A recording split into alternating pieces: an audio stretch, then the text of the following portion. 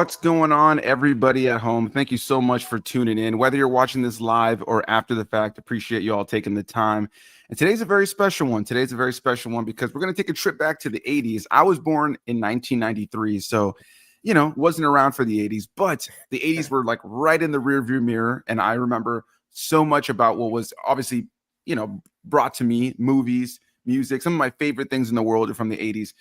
But the main reason we're doing this is a while back, my dad hit me up and said, yo, you should have me on a live stream. My dad has not been on the channel right here. Roman Perez has not been on the channel since we did, I think, Into the Spider-Verse in like my first few months in my car, very poorly lit. It was a long time ago. And so he hit me up and he said, hey, man, if you can get Rashad on a stream so we could just talk some 80s, I think that would be fun. So that's what we're doing today. So today I'm very happy to be joined by my pops, Roman Perez, and Rashad G Reviews. Of course, you guys know him. He's been on here on the channel tons of times. Guys, how you guys doing? Yeah, yes, sir. nice, man. Thanks, and thanks for putting this together, man. And a shout out to all those. I love watching my son's account. So that's why I know Rashad. I've watched so many videos with Rashad. Enjoy it. Mike, you're out there listening, brother. I love when you're on too. Some of the people I remember, like Sin.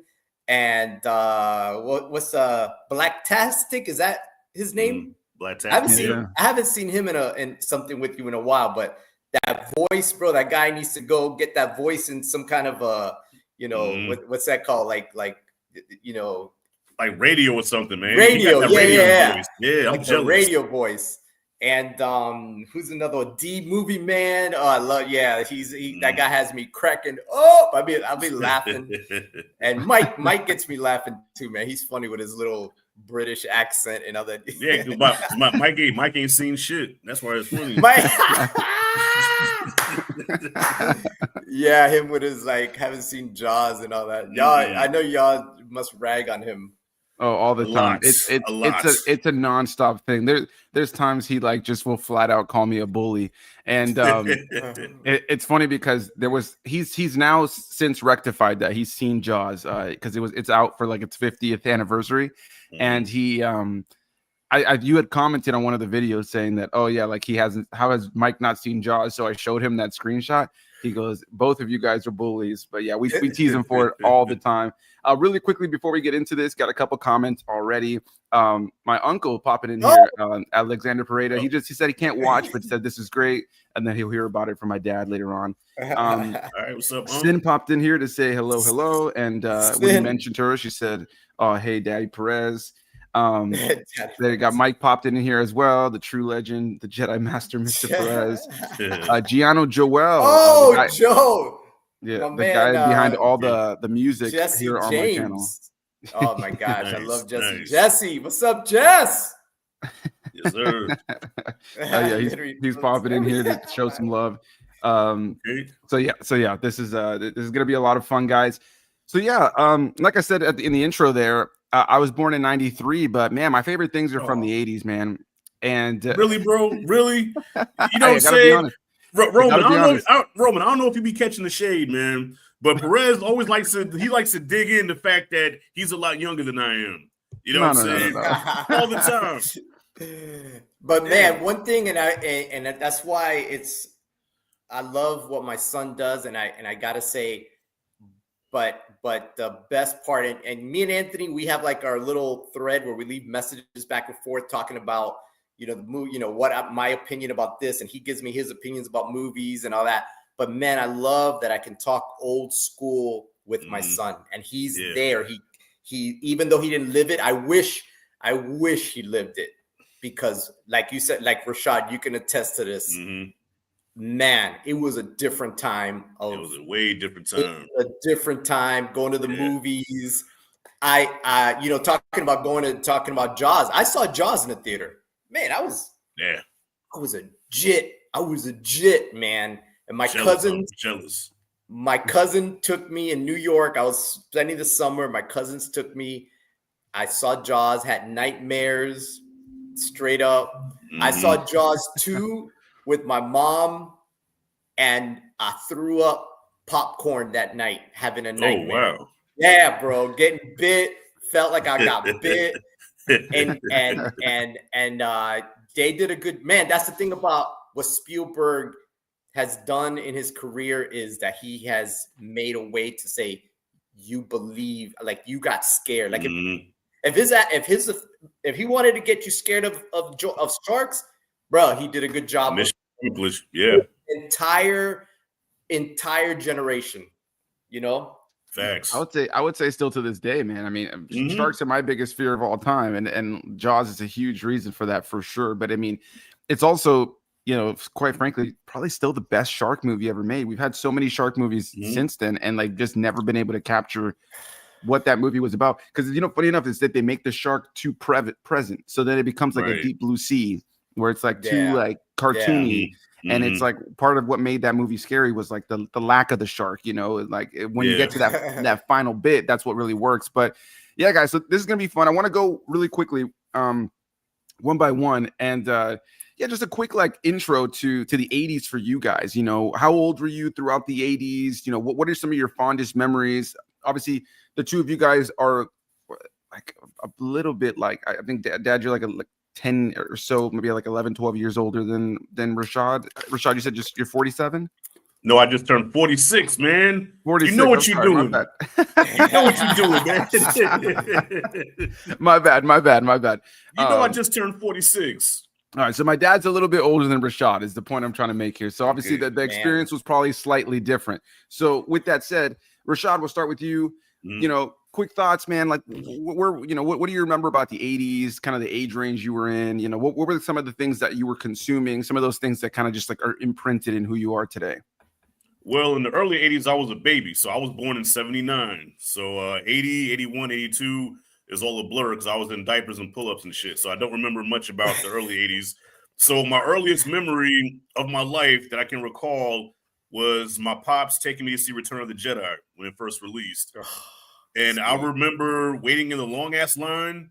I remember my parents actually getting along and going inside, seeing the Darth Vader mascot and what's the name, R2D2 rolling around and everything. So that's my first memory, bro. And the fact that I was like going on 4, and I still remember that.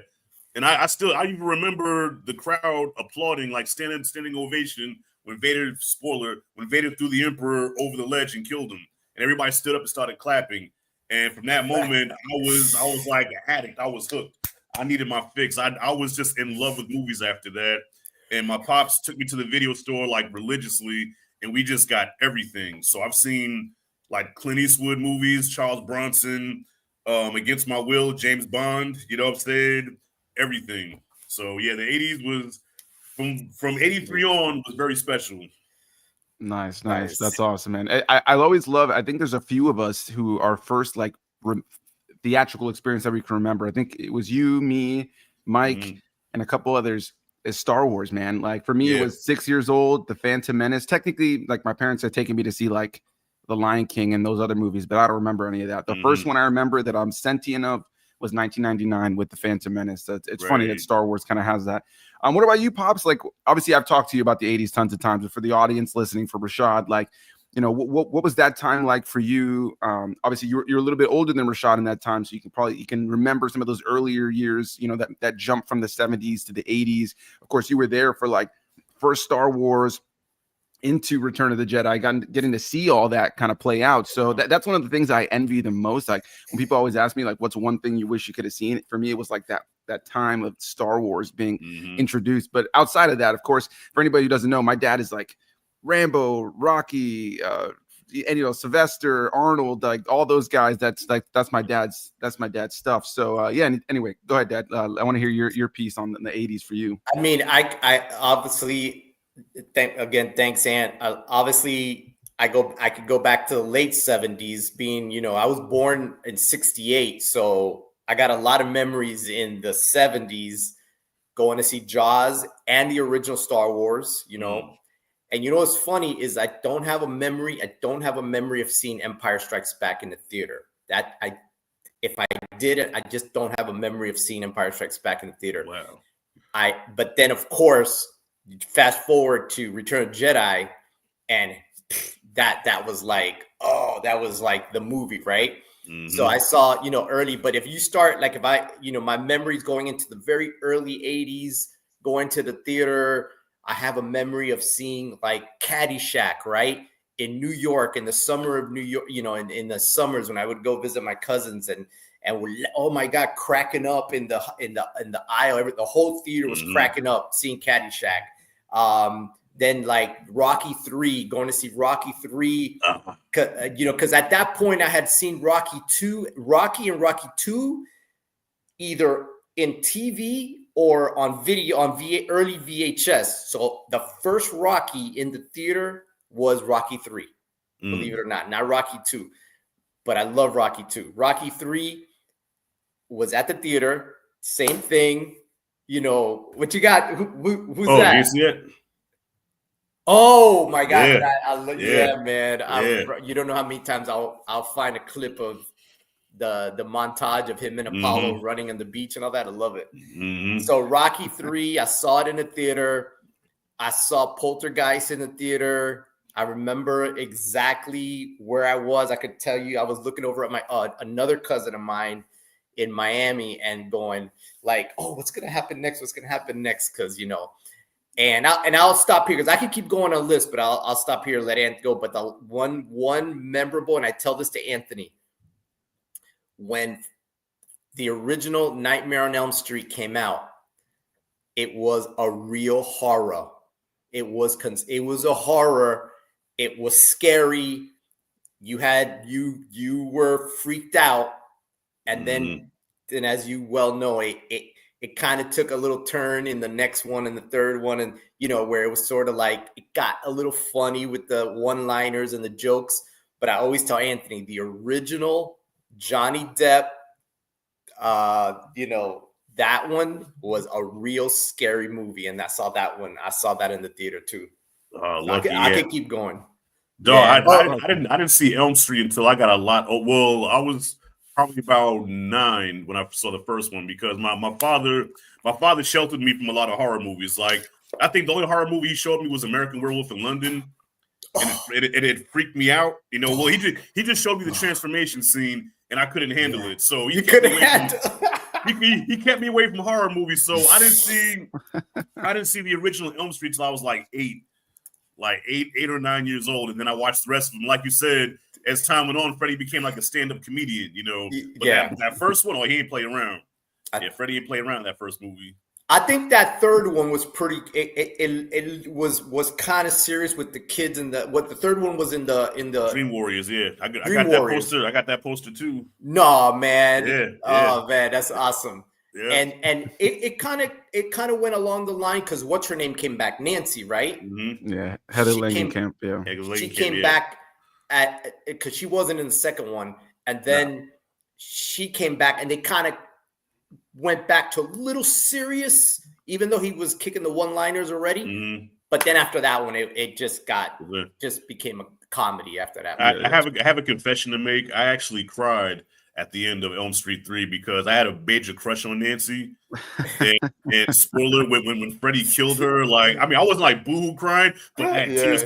I had tears, man. And then the blonde, what's the blonde chick? The Arquette, Patricia Arquette. Her like when she sold it, he's like, "Oh, I won't let you die. I won't let you die." I'm like, "Yeah, she died, man. Oh shit." That's probably one of the few horror movies I ever cried on. That's great, man. Yeah, man, movies. That's the thing. Speaking of that, man, like to have a movie get you emotional. Yeah. That's not like they're not like out there like they used to be. You know what I'm saying? Nah. I can't think of the last new movie that I've seen that had me emotional like that where I was like crying. Yeah. I can't think I mean, you get the goosebumps because I could still watch Rudy. And see that scene of him running out and getting the tackle and get the little goosebumps and everybody in the crowd, the way everybody in the crowd was, I could still get that, Right. Oh, that's awesome, guys. That's awesome. But really quickly, I see we got some more comments. I don't want to let them go too far. After my dad mentioned D, Sin came in here to say, love D. Was so happy to see him again last week at Dragon Con. Now Anthony needs to come to that so we can get a complete Los Cinemáticos picture. Yes, absolutely. Also mentioned that she just saw Jaws on the big screen for the first time. Such a great film. Here's a question. I'm going to kind of change the I'm going to change the question a little bit because I know, like, Dad, you haven't watched an abundance of movies like that, in the last couple of years or chunk of years.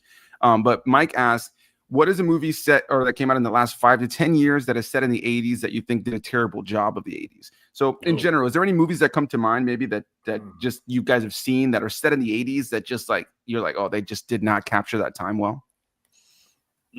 That's a good question. We can circle back on it if you guys don't have any that come to mind immediately. I mean, one thing I'm gonna say, it's not a movie, but it's the Stranger Things series. I think that it's not a bad. It's nothing terrible about it. I think that the love of that show, with obviously you could take the story of what they're doing, the whole, upside down world, all that, the monsters involved, but man, the backdrop of the 80s, bringing in the music. When I think of that, the success of that show, I mean, you guys can correct me if I'm wrong. When I think of the success of Stranger Things based in the 80s and all the them dressing up as the Ghostbusters and just the terminology, the riding the bikes like they used to do back in the old days, the music, it just like everybody falls into that. Like, I want to go back, and I want to live in that time. It was such a just a cool time, and I don't know, but I think that's some of the success of that show. But let me think. And if you have some options to throw out as far as movies, I don't have any that I have in my head that like I feel like, oh, that did a terrible job or seems like a bad job. I know earlier this year I saw Freaky Tales. I know, Dad, you probably haven't seen that one because you're avoiding Pedro Pascal like the plague right now. But Freaky Tales was dope. I thought Freaky Tales was dope. Yeah. Okay, I saw the little picture of it on HBO Max, so maybe I'll check it out. That one's like it's like an anthology thing where it's like different stories and then it kind of comes together at the end. But Pedro Pascal is one of my dad is a avid against Pedro Pascal right now, guys. So like I wouldn't expect him to go see that. I'm tired of the guy, but man, I loved him coming out of. I always tell Ann, I loved him coming out of Game of Thrones. He might have been one of my favorite characters. Him that whole fight with him in the mountain. I still get pissed that he got cocky and the mountain got him, but something about his character. So coming out of that, I was like, I like that guy. That was between him and Peter Dinklage's role. Like, I liked him, and then man. So it was kind of cool to see him. Oh, look at this actor that I liked in Game of Thrones. Look at him getting all these roles, and then now it's like. The cup overfloweth at this point. It's a little overexposure. I'll admit that. He's like the Spanish Samuel L. Jackson right now. That's funny. But if you've seen any movie ever, he's the black guy in it. Now if you haven't seen any movie ever, he's the Spanish guy in it. He's in his 90s Jim Carrey era. Like he's just he's in everything. At least the way that's what I think about, like 90s Jim Carrey or like 2000s Will Ferrell, where they were just like in everything. That's kind of how I see. Who had a run like that, and they were just pushing him and everything was Antonio Banderas. You gotta think about the 90s and his little run, and then it just kind of like, I think at a certain point it was like, even into the 2000s, like even into the 2000s. For me, I think of like Spy Kids, Shrek. Like he was still popping up. Like he kind of switched from like the adult movies to kids movies in the 2000s. So yeah, he was in a lot of stuff. Real quick too, got Sin saying in here, Rashad and Anthony are both still babies. I don't know how old Sin is, but Sin, I don't know how old you are. You don't have to tell me, but I did not. I didn't think you were old enough to say that at least Rashad is still a baby. Keep it up. All right, like no, I'm gonna say keep living. Like my uncle told me a long time ago, keep living, nephew. Pulling his britches up. Keep living, nephew. One day you're gonna get old. It's coming. I know. It's coming. Yeah. Gianno popped in here also to say the only thing Anthony and I can remember from the 80s is being fed Gerber. Wow. Jesse, man, he's so funny. We got a question specifically for my dad really quickly. Mike popped in here to say, what was the first movie that you saw in the movie theaters? Can you remember? It could be it could be Jaws, because I have the clearest memory of actually being in the theater.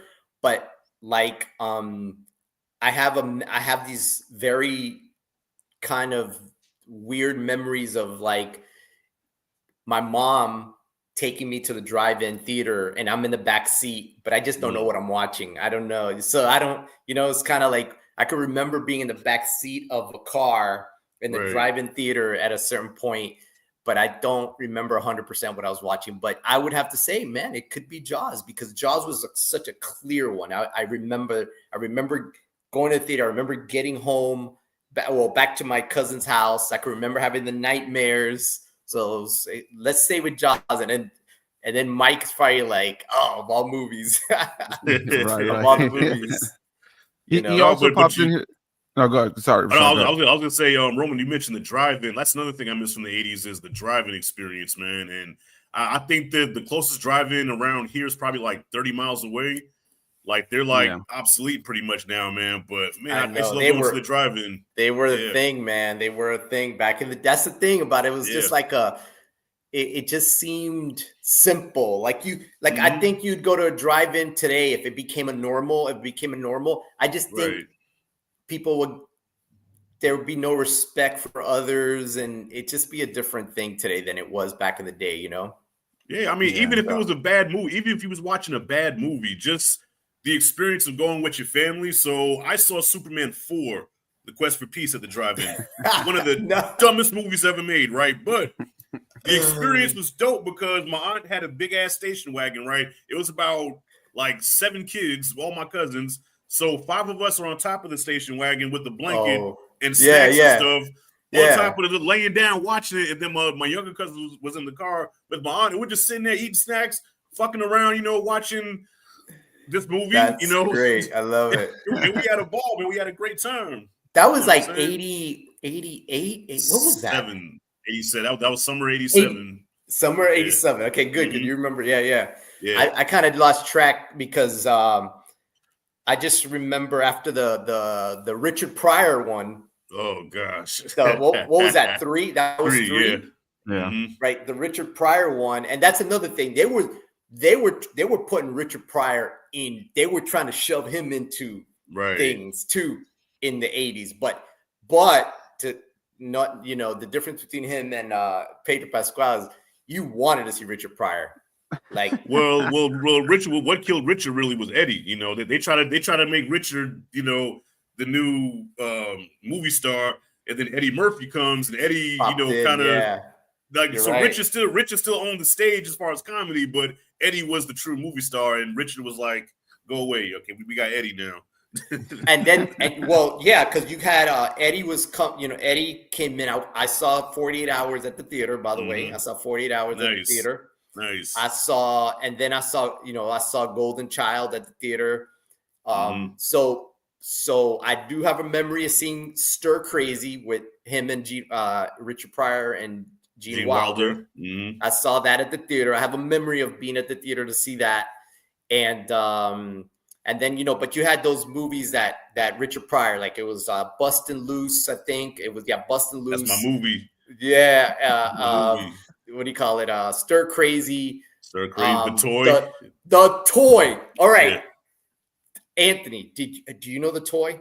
The premise? I don't know if I've seen that one. Okay. Tell us. Go ahead. And you got to think, it's just like, let me look up a picture. Maybe I have. To be able to have lived in the world of that era, and then now in the world we live in today. It would not fly today. I'm talking about this was Jackie Gleason. Jackie Gleason, was the rich guy, right? The millionaire. You got Richard Pryor as an employee at if I'm remembering, he was either an employee at the toy store, and Jackie Gleason, he's this older guy who has a little kid late in life, this little bratty rich kid. And the bratty rich kid, the whole story is that Jackie Gleason is so old and has a kid so young that there's a separation in their, that he doesn't connect with his father, right? Like you and me, and we're closer in age, so we connect. So he loses his connection with his father. He's at the toy store and he sees bumbling, stumbling, Richard Pryor looking funny, and he's like, "Daddy, buy him." Yeah. The black man. I wanted him. I want to buy the black man. Yeah, buy him. And he's so rich that and Richard Pryor's like living in the ghetto. Yeah. And he's so rich that he's like offers him an offer, he gives him an offer, and Richard Pryor takes it. Yeah. Yeah, and he's like, it's funny because like at first he's like, I can't be bought, and then they keep putting money in his hands. He's like, no, I can't be bought. It's light. Give me some more. It's light. There it is, Anthony. Awesome. Yeah. And and look at him. Look at the picture. It's literally a white old guy with having this guy as a puppet. Right. Or it's like now that was like, I don't know if that was a summer blockbuster. I don't know if it was a summer movie or not. But regardless, it was popular. We all wanted to go see it. It was funny. Richard Pryor was funny in it. You know what I'm saying? And it wasn't, there was no next day social media. I'm sure the studios might have gotten some beef about it. Who knows for that time?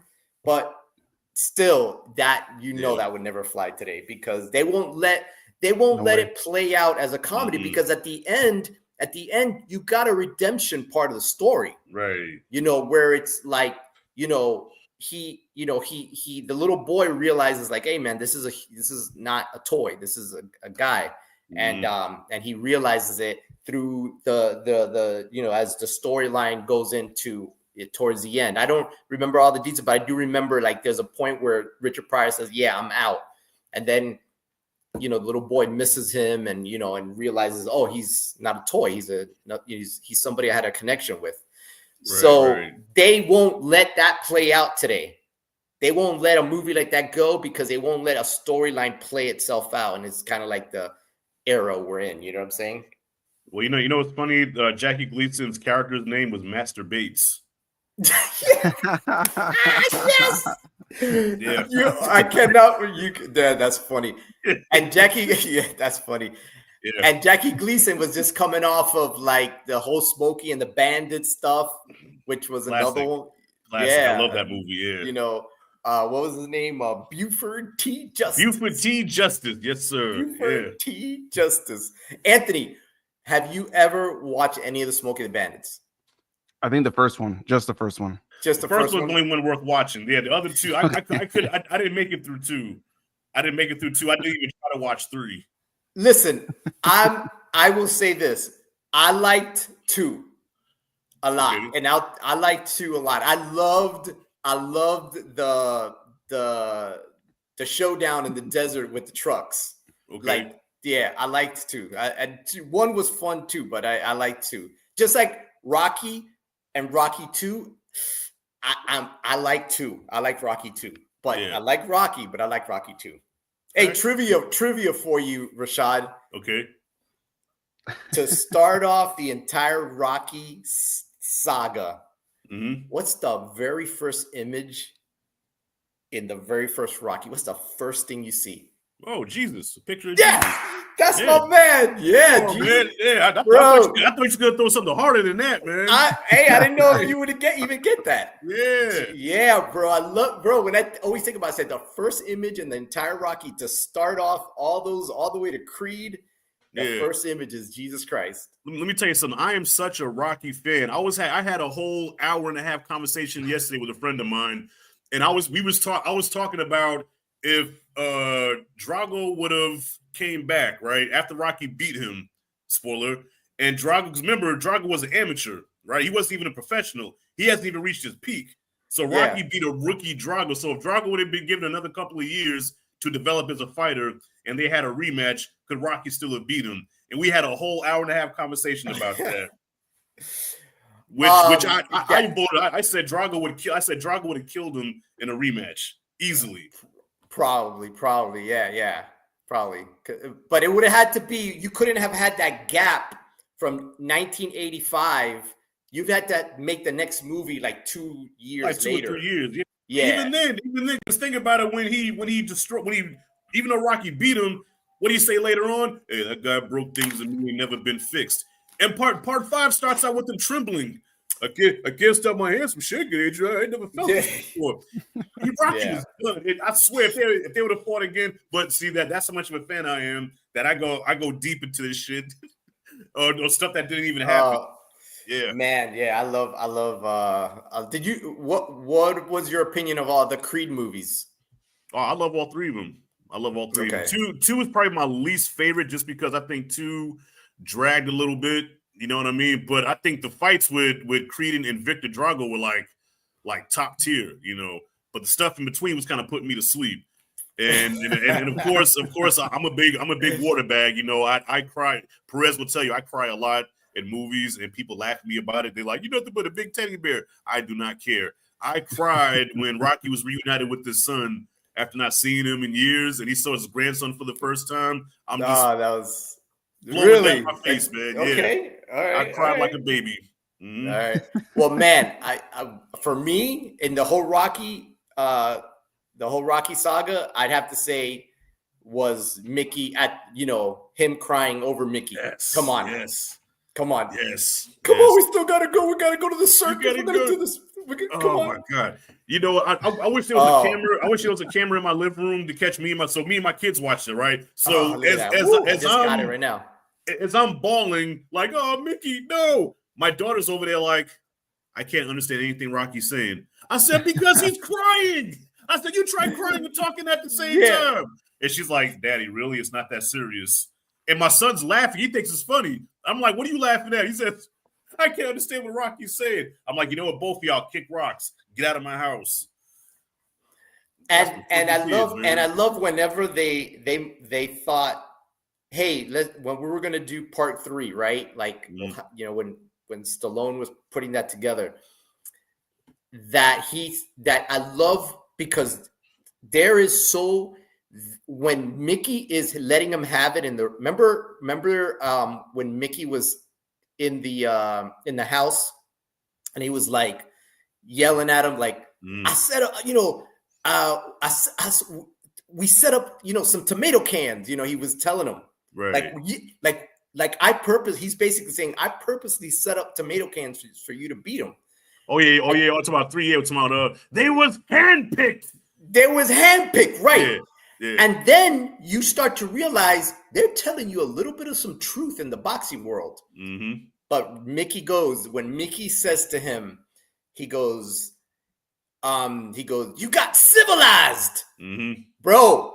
And I love the fact that they take and they show you the rich Rocky, the guy in the beginning of Rocky 3, him doing all the commercials, being on, the he Muppets. Can read now. He can read. He talks more proper now. He's wearing the Armani suits. He's driving the Ferraris, and he's, and he's living in the big house. He's rich.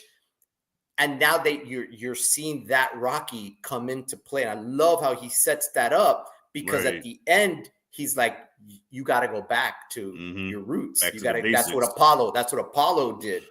And I love the writing in that, I'm glad, Roman, I'm glad somebody else gets it, because one of the criticisms that I heard about this movie, Perez, I don't know if it was you or Dave from Turpin the Stars, but one of y'all was like, the problem with Rocky 3 is that he doesn't seem like he's Rocky. He's not the same lovable brute that you remember from the first 2 movies. Yeah, I think that was Dave. Yeah, he said it's like Stallone. It's Stallone playing Rocky, but it's Stallone. I said, no, you took Rocky out the hood and gave him money. So when you give anybody money, right, you give me some money, you think I'm going to be the same person? To a certain extent, yeah.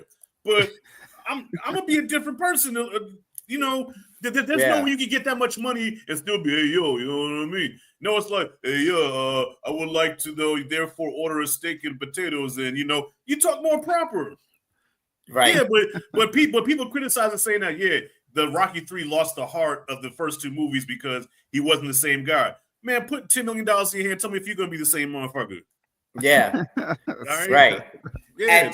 You get it. Yeah, because they did a perfect kind of like anybody that comes from, from nothing and starts to make this money. They showed you that elevation, and then in there, Right. Mickey's seeing that. Mickey's like, I see what's happening right now. I'm right. Because Mickey's like, Mickey's still living. He's still dressing like old man Mickey. He doesn't like the attention. He didn't want to be at the training with with all the balloons and everybody, the whole circus. The whole circus. He didn't want to be there. Remember, Mickey was looking around with that face like, what am I doing? What are we doing?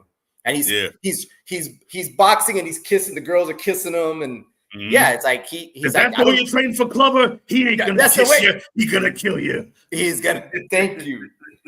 And that's what they were setting up. That was what they were setting up. I want to see a live stream where we're at. This is sex Rocky 3. No time limit on it. And that's what they were setting up perfectly. Yeah. And you don't remember, we're in 1983. We don't got spoilers. We don't know anything. We don't know what Carl Weathers is up to in his life. We don't know anything. Next thing you know, Carl Weathers walks in there freaking in the gym and starts talking, and you're like, oh no, boy. Well, you did see him in the ring when when Clubber and Clubber slapped his hand. Has been. Get out of here, you has been. Jump. Come on, Creed. And then he goes, do us all a favor and give everybody a present. Drop this chump. Drop this chump. And that was then you thought, well, okay, we got our little bit of Apollo Creed. Bye. You did not have any idea that this movie was going to be Apollo Creed, training this guy. Training Rocky Balboa. You had no idea that was coming. Well, you know what? I wonder if Sly got that idea from because I watched Siskel and Ebert's review for Rocky 3, right? And they were split on it because I think Ebert gave it a pass, and I think Gene Siskel gave it a thumbs down. For the same reason I was saying that they were like, it doesn't have the heart of the first two Rocky movies. But Roger Ebert said, this is before Rocky 3 even came out. No, I'm sorry, they were reviewing Rocky 2. And he says, so if they do a third Rocky movie, they should have where Apollo comes back out of retirement and trains Rocky to fight a younger fighter, that's bigger and badder. And, and he already laid the blueprint out for 3 before 3 even came out. I didn't know that. Check it out. Go to YouTube and watch the Siskel and Ebert reviews Rocky 2. And Roger Ebert predicted how 3 was going to play out. Yeah. Love that. Yep. And I do know that he got the Hulk Hogan Thunderlip scene from Muhammad Ali doing an exhibition with Antonio Inoki. Is that who it was? Yep. Okay, I don't know I didn't know who exactly the wrestler was. Yeah, it was Antonio Inoki. Yeah. But he got that inspiration from Ali doing that with a professional with a professional wrestler at that time. So I wasn't sure who it was, but yeah, he would take little things like that from because obviously his original the whole Chuck Webner story, right.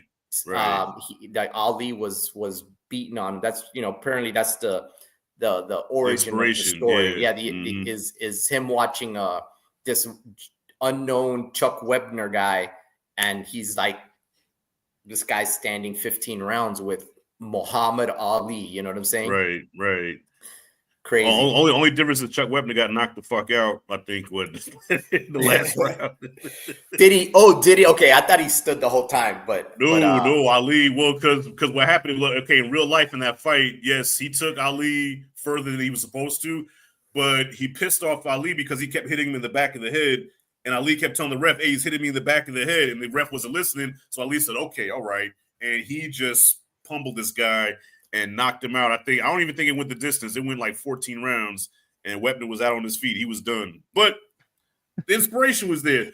And Chuck Webner, he tried to sue Stallone for that. He was like, "You used my story." And Stallone said, "I did not use your story. Your fight was an inspiration to what I wrote, but I didn't use your story at all. Like, I used nothing about you." Yeah. No, that's awesome, bro. I love that you guys just went off on that whole tangent, bro. This is exactly what I was hoping this live stream was going to be. Just You guys And just getting passionate. What's up? And you shared that recently with me that they're going to do a biopic of how Stallone right. got Rocky off the ground, right? Mm-hmm. Right. So yeah, I want to see what that's going to yeah. look like. Yeah. Right. Because I think Stallone is involved, and I think he's also involved in the Rambo prequel movie, though I don't really know how that's going to work out. You know what I mean? Like, that's one of those that's like, I feel like the first movie is already kind of a prequel, you know, to an extent. Yeah. You know, like it's like it really kind of sets the foundation, you know. It's not like like for instance, like you look at it, like last night I actually rewatched the first John Wick movie, and if they ever did like a prequel, I mean, we don't need it, but if they did a prequel to John Wick where we got to see him like in the prime of his stuff before he left and got married, that makes more sense. With Rambo, I don't know what they're gonna do with the prequel, you know, because he can't go too crazy in the prequel with the action, because then it kind of like, if you watch them in order, then it kind of dilutes it a little bit, you know, in terms of like eventually getting to that insane violence that they get later on. But really quickly, so we can move on from Rocky for just a little bit. We're going to get back to it, though, because we're going to talk more Stallone and stuff in a moment. It's just a couple questions in here I wanted to pop in. This is one I'm not too sure what my dad is going to say. Mike asked what my dad's favorite Star Wars movie is, but something to know is my dad's really not big into Star Wars. As much as I love Star Wars, everybody knows me as a Star Wars guy. My dad does not share that same love for the franchise. So do you have a favorite, Pop? Well, it's going to be, Return of the Jedi. Right, there you Return go. of the Jedi, for sure. And it's everything Star Wars from the first original 3 is all around Han Solo. I had the Han Solo action figure. I had the Millennium Falcon. I had the Millennium Falcon toy. I cannot believe I just didn't hold on to that somehow. Just to hold on to it. I had the Millennium Falcon, and Han Solo is, I told Anthony, I've always liked this character in anything. And like, you know, like I like the Flash in the DC. I like the Flash because he's not the breakout guy. He's not Superman. He's not Batman. He's kind of like the guy in the back who can be the hero when you need him. And he's not the guy that's always going to be in front, you know. And Han Solo kind of like is that guy too, a little bit of the outlaw kind of guy. But I think I'm not alone in that. I think you ask me, put a microphone in front of most people. Name is it Luke, Leia, Han, Darth Vader? And it's probably going to be Darth Vader or Han. I gotta believe, you know. Yeah, Han was cool, man. Han was a cool dad. That was a cool brother. You know, only one that was more cool, probably more cool than Han was Lando. You know, Lando almost took his girl. Man. Listen, you know, Leia was close to giving it up to Lando. That's why Han grabbed. All right, you old smoothie. You know. Yeah. Oh my gosh. Well, obviously you're watching the movie for the first time, right? And Lando sells him out, but then he comes and he redeems himself. But I tell Anthony, nobody flew the Millennium Falcon better than Lando Calrissian, bro. Yes. Nobody flew it better than Lando. Thank you. Come on, man. It was his ship. It was originally his ship. Yeah, that's right. Yeah. Nobody flew that thing getting out of the Death Star in Return of the Jedi better than Lando, bro. Right. Nobody. Right. Facts. Come on, man. And I'm jealous you had the Falcon. Let me tell you something. Growing up, if you had the Millennium Falcon, then you was that guy. You was that guy in the neighborhood, because like, but most people had the X-Wing and the TIE Fighter, but the Falcon was like, that thing was like almost $300, man. That shit was expensive, and it was big. Remember. My cousin upstairs, my cousin upstairs had it, and everybody went upstairs to play with it because, like I said, you was the guy if you had the Falcon. Yep. Yeah, but I wasn't. It wasn't like I played it by myself. I had some Fisher Price toys also. You remember those guys, like the little raft people and the helicopter people, right? Like I used to intermingle with them and be like, like, hey, y'all need to come check out my ship, right? With the Fisher Price guys. What? And it's crazy. I can still smell the Star Wars toys. Like, remember they had like a certain smell to them, and I can still smell how those toys, especially first took them out the package. I remember I had a Han Solo I had a Han Solo Empire Strikes Back toy, right? So I took the casing, the package that it came in, and I filled it with water, put them in there, and put some foil over it, right? So put it in the freezer for for a little while, and boom, Han Solo frozen in carbonite. Oh, that's funny. That's funny, man. That's great, man. And back in the day when going to Burger King or McDonald's was a special thing, it really was. Not like in the days that we're living in today. Like it was like if your parents said today, we're going to Burger King today, you was like it was you could compare it to going to Disney World, really. It was a big deal. It was a big deal. It was a big deal. Yeah. And then the giveaways was, they gave, so the original Star Wars, they used to give away the collector's glass cup. Yeah, cup, yeah. With the picture, it could be one, it could be the actual poster. Another one was maybe something like Han, that picture that Anthony just put up. Right. And you were trying to do the collectors, because this week they're gonna Chewbacca was gonna be on this one, and you was trying to collect all the glass cups. Right. That just ain't the days of today. Right now they'll go in and they'll probably stick up the clerk and give me that cup in the back. Give me that cup. Right. I need it. Well, because back in the 80s, movies and merch went hand in hand. So with say a movie like Batman, when Batman came out, I think it was McDonald's or Burger King. It was one of them that was, they had a contract with Batman. So, you had this gift. Gosh, Anthony, man. Yep. Oh my gosh. Yep, that's it. Look at that. That's great. Wow. Talk about a blast right there. Yeah. Imagine having those right now. Dog, and it sold the movie because like you said, you go to McDonald's, it's a big deal. You get the Star Wars cup, and guess what? Can we go see Star Wars? But now I don't think they have many movies connected with restaurants anymore. Not that I know of. Well, not much. No, it doesn't happen as often. I saw Superman was with Dairy Queen or something like that. The other, I was in a Dairy Queen. Dairy Queen, fuck out of here. I remember late last year. I went to McDonald's, and this is 5 months before the new Captain America movie came out, and they spoiled the Red Hulk and because they had the toys in the display case.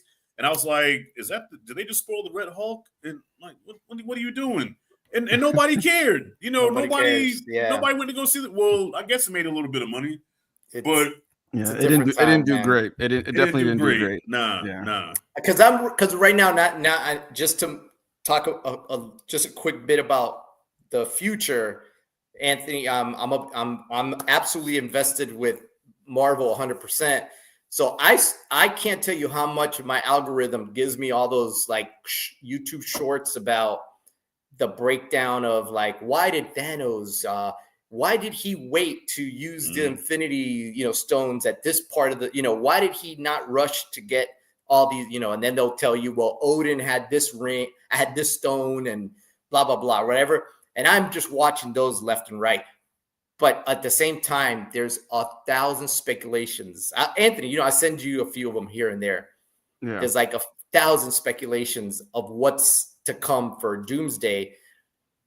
But yeah, we didn't have that back in the day. We had none of that. None of that. So all we had was Siskel and Ebert. You had Leonard Maltin, and then you had the magazines you would buy in the store. If you was a horror movie fan, you had Fangoria. I think it was called Fangoria. You had Mad Magazine, and then you had Entertainment Weekly. So Entertainment Weekly, Entertainment Tonight was your only source of entertainment news where you find out the tea that's going on in Hollywood. Entertainment Tonight was like watching ESPN. For you watch, there was no real ESPN following at that time. Right. Yes, Entertainment Tonight, you was that was your let's see what they're talking about for upcoming movies or about what's going on in Hollywood. Just entertainment period like that. That was our internet back then. So you put on Entertainment Tonight. oh my God, Mike Tyson just divorced Robin Givens. She used him for the money, you know. Yeah. You're right. And then MTV was obviously for music. Right. Entertainment Tonight was for like other parts of entertainment that you don't. So Yeah. that was it. And then and you know, those people like Mary Hart, how we could remember these people's names, and Josh Tesh. Right. Josh Tesh, yep. Josh Tesh? I think that was his name. John. It was John or Josh, one of them. John Tesh. John Tesh, yeah. Those were household names. Mm-hmm. Who's on there today? If they even do that shit, I don't even know. No idea. I have no idea. So Anthony, too many people. Like Anthony, too many entertainment stuff today for anybody to have a I mean, name. I talk to my dad about this all the time. We were just talking about it the other day. You know, it's one of those things now where, and I'm sure Rashad can agree as somebody who keeps up with this stuff to cover it and stuff. It's like you watch what you can and you don't watch what you can't. And there's here and there's something that's part of the cultural zeitgeist. For instance, I tell my dad, and Rashad, you can probably agree because you're in this space too and you're a big horror fan. Nowadays, those big cultural zeitgeist moments are these moments with like a horror movie, typically. Right, you know, like the MCU and stuff like that, the big comic book movies still have that. But the horror genre is where that's like cultural zeitgeist, where you'll go around and the internet's filled with all these memes and like reactions and stuff to like horror.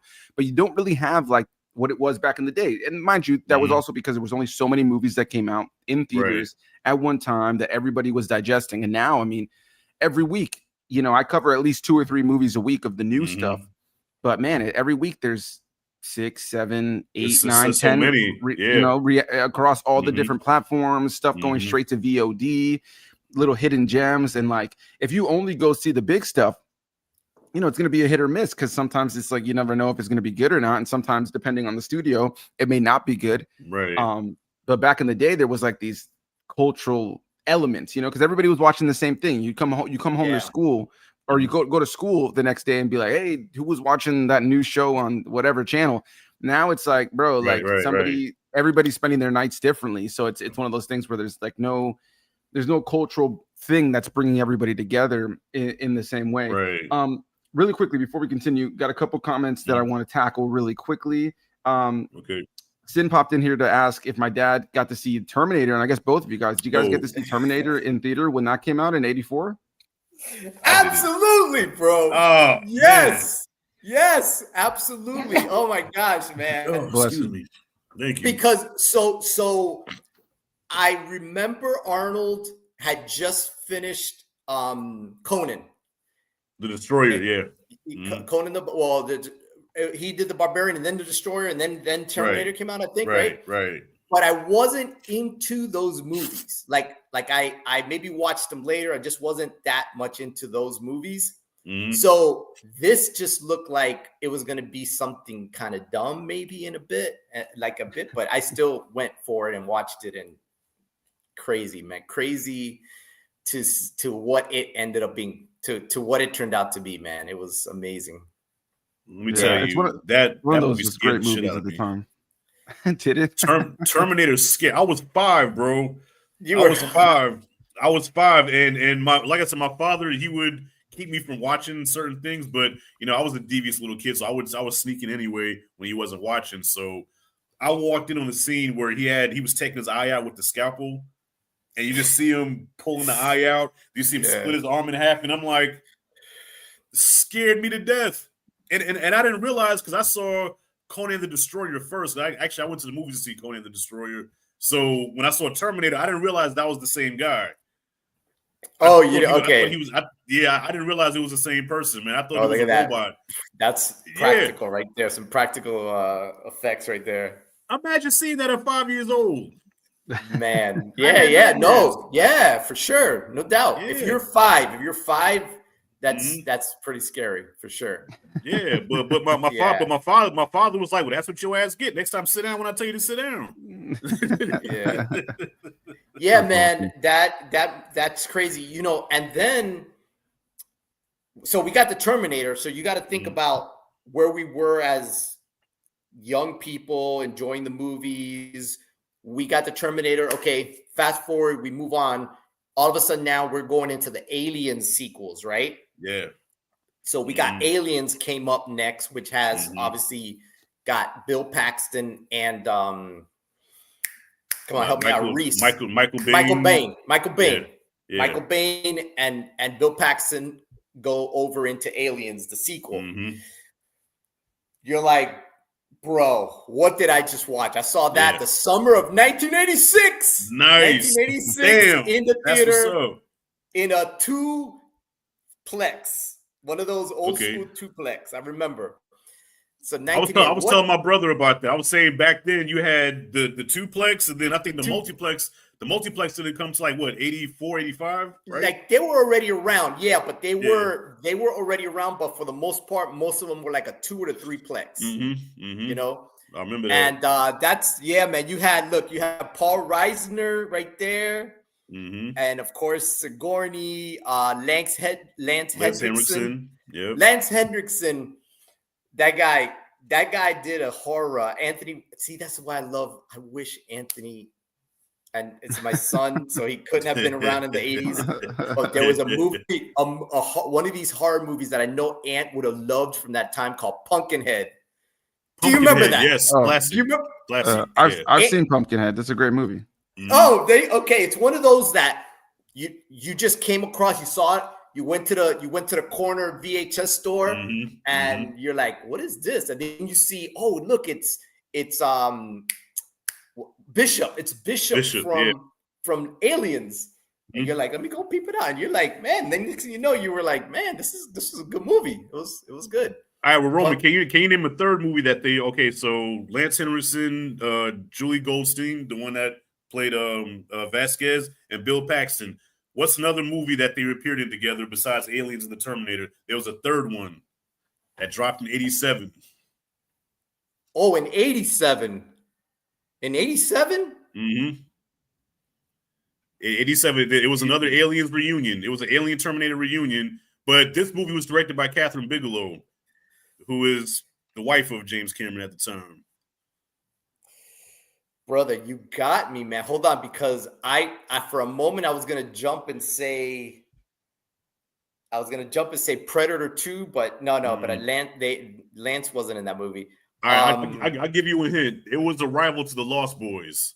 The Lost Boys came out that same year, and it was the Lost Boys rival. People were comparing the movies.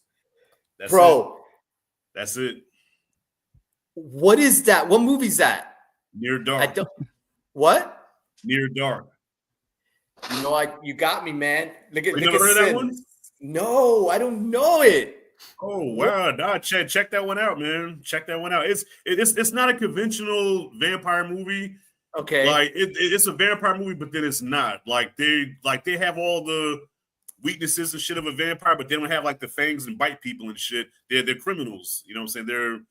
They're like not bank robbers, but you know they're thieves and shit like that. And check it out, man. It's a good watch. I never even knew that movie existed. Yeah. Wow, that's wild. Yep. That's wild. Bill Paxton, man. That's man. He's he had a good string of movies, man. Kind of, Game over, man. Game over. And then he was the brother in Weird Science, remember? Yeah, Chet. Yeah. Chet. My name is Chet. And I didn't think it was a whale's dick, honey. Oh my gosh, Weird Science. Perez, have you seen Near Dark, Perez? Yeah, I have. Look, by the way, we got some. Are you ready to fight, bro? Got Mike in here saying can't be worse than the Lost Boys. Crazy work, Mike. Dude.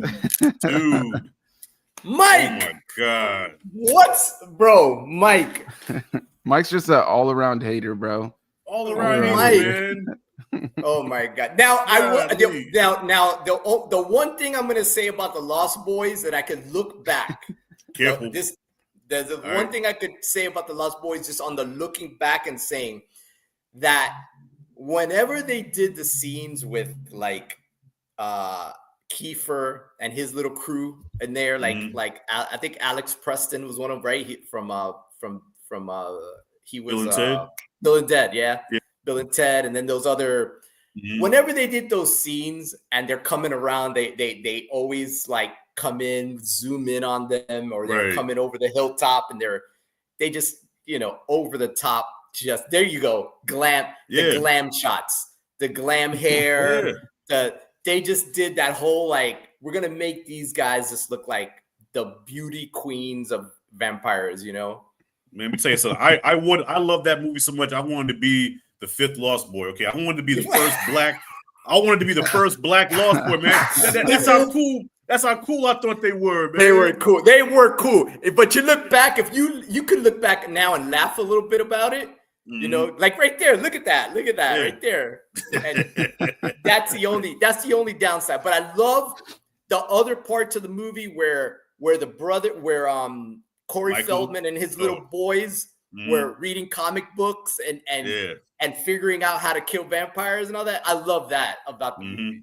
I love that part. Yeah, I think it's the greatest vampire movie ever. I put that in Fright Night 1 and 2. Fright Night. Yes. Now tell me you saw that one. The original. The original in the theater. The original Fright Night. Yes, man. My man. That was that was something new, like in the sense of man, who was the actor? Chris Sarandon. Yeah, Chris Sarandon. Mm-hmm. Okay. Yeah, man. Who would go on to voice one of my favorite characters, Jack Skellington, in 1993 in the Nightmare Before Christmas. Oh, he did the voice for that. Oh, I didn't know that. Okay. Yeah, he was badass, man. He was he was cool. You know, he'll take your girl and he will take you out, you know. Man, that was So if you had to do a versus, would y'all choose Fright Night or Lost Boys? Oh man, that two different kinds of movies, but yeah, probably Lost Boys. Yeah. I just think with Lost Boys, Mike said he likes Fright Night. Of course he would say that. I'd say the thing that brings Fright Night down a little bit, even back then, I hated Evil Ed. Listen to Evil Ed talk was like nails on a chalkboard. Every time he talked, "Oh, Brewster, you're so cool." I hated I'd have to do a rewatch. I definitely would have to do a rewatch. His transformation scene though is pretty great though. That was tight. It's a good scene. Really quickly, hold on. We got another comment in here from Mike asking if you guys got to see Back to the Future in theaters back in the day. Absolutely. I didn't know. It's kind of like, what did I just see, man? Like, what was that? And you can't, and then you cannot see another clip of this. You can't go to YouTube and watch somebody put some clips of the movies. You could rewatch it at home. You guys got to watch the whole thing and then either buy another ticket or wait till you get to see it on VHS or something. A year and a half later or something. That's how it was back then. Yeah. You had to wait to see. So if you missed it in the theater, you had to wait almost a year to watch it. Yeah. I remember. I told Ant. I remember E.T. Just E.T. because there was just that particular movie. E.T. I remember E.T. being at my theater, one of the theaters by my house. Like a good year later, it was still on the marquee. Wow. It was still like, when you'd be having just a lineup of movies and E.T. and I was like, it's still there. Still there about a year later. Well, let me tell you my first experience with Back to the Future, right? So it's great now. Like, it's beloved. Everybody loves it. It's Mike's favorite movie, of course.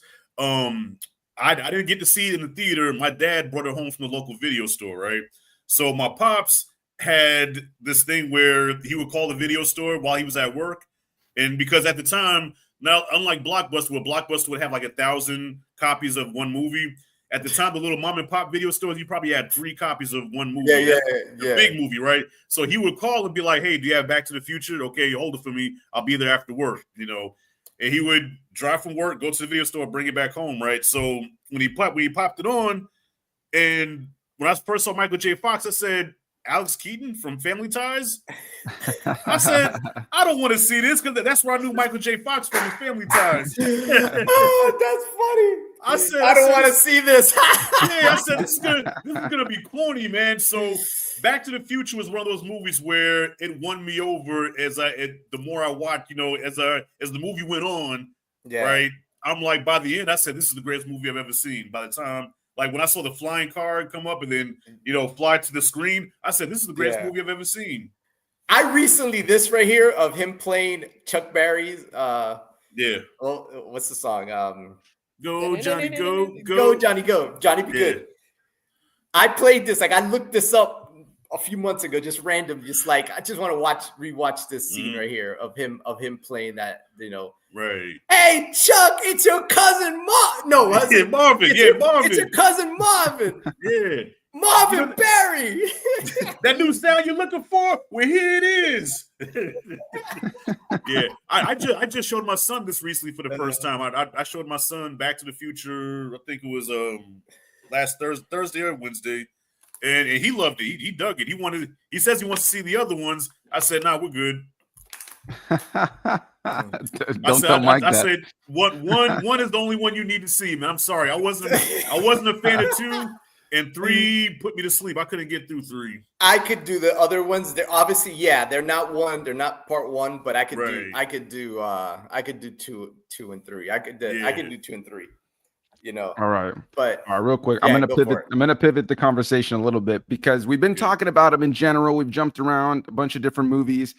The 80s was just a time for action stars. So I'm curious, who do you guys think of when you think about like the action stars of the 80s? Robo, you can take that one first. I mean, it's automatic. It's just Stallone and Stallone and Arnold. That when you watch like because I also was into the James Bond. For me, my James Bond is always Roger Moore. Like Roger Moore was my James Bond because he was at that time. And then, but I just, you just never saw Roger Moore, go into something else. But yeah, let's see here. Kurt Russell. Why does Slug look like he's in a metal band playing a guitar screaming? He does, right? Yeah. He does. Wow.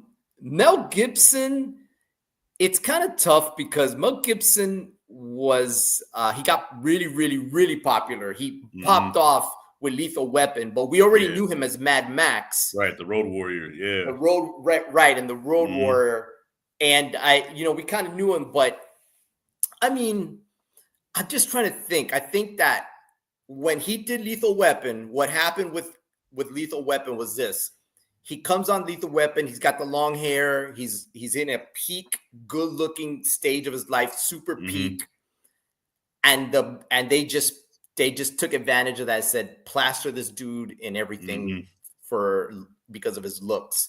Right. And I think that's where he blew up as far as like the sex symbol thing. Because we already kind of had him already. We had him in the Road Warrior and Mad Max and all that. Right. He was there, but he wasn't as popular. So I think he really popped off with the whole Lethal Weapon thing. And let's see. I want to, before I forget, because speaking as we're talking about action movies. Come on, man. Yeah, I think you got to throw in Harrison Ford. You got to throw in Harrison Ford. You got to throw in a young Harrison Ford in there for sure. Bruce Willis, not really, because Bruce was like in the late part of the 80s. He got in with Die Hard. I knew him from that TV show, Moonlighting. Yeah. I didn't really, I didn't really, to me, he was a TV guy. And then next, he's in the, he does Die Hard, which I love, the original. I could watch that over. I could watch the original Die Hard over and over. Did you know that Die Hard was supposed to be Commando 2? No. Tell me the backstory. Yeah. So Commando was somewhat of a success, and they wrote a script for based off the book, that Die Hard's based off of. But it was supposed to take John McClane, take him out, and put in John Matrix instead. So John Matrix, the Arnold character from Commando, was supposed to be in the building, the whole Die Hard thing. That's why they even changed the name. They changed it from John Matrix to John McClane. So it was written for Arnold, but Arnold decided not to do it because he wanted to do more comedies. So he did Twins instead. Yeah. So he passed up Die Hard to do Twins. And so that was supposed to be totally almost the same story, except it was going to be John Matrix. John Matrix from Commando. Let out some steam, Bennett, but in the building. Wow. Talk about this guy like going and falling into some, man, I'm trying to think of a story I heard about Sylvester Stallone looking at a script and he turned it down. I can't remember what it was. I know he wasn't the original guy for nowhere near close to the original John Rambo. He wasn't for First Blood. Yeah, now First Blood, I think was supposed to go to because he was like the 9th pick or something for that movie. Yeah, it was. I forgot who was originally going to play him, but I know that Sly was he was supposed to be in Beverly Hills Cop. Yeah, that's it. Thank you. Yeah. He was supposed to be freaking Axel Foley. Yep. and he was taking the script and he was like, nah, this is not what I want to do. And then they just said, nah, this is not the movie we were looking at. Yeah. Cobra is the movie that Beverly Hills Cop was supposed to be. So he took all the ideas he had for Beverly Hills Cop and he put it to Cobra. You knew that story. Yeah, you're right. Yeah. Marion Cobretti. Yeah. Marion I love that. I don't care what nobody says. I love Cobra. I'm sorry. I love Cobra. That's one of those that slid there, kind of like not a lot of people talk about it, but it's still one of his tops. The car, the look with the aviators on. Yeah, with the match in his mouth, he had the Cobra emblem, the emblem on the gun. Yeah, that's right. Yeah. Oh, so I mean, back to what Perez was saying. Yeah, when you think of the '80s, man, it's Arnold and Sly, and everybody else is kind of like, on the B side. So yeah, you got your Mel Gibson.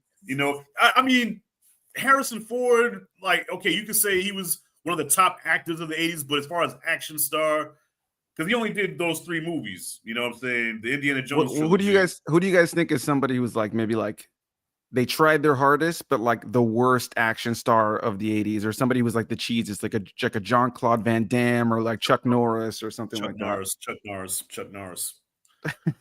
Talented fighter, legit badass. Yeah, legit bad. Chuck Norris did like maybe 20 movies in the '80s, right?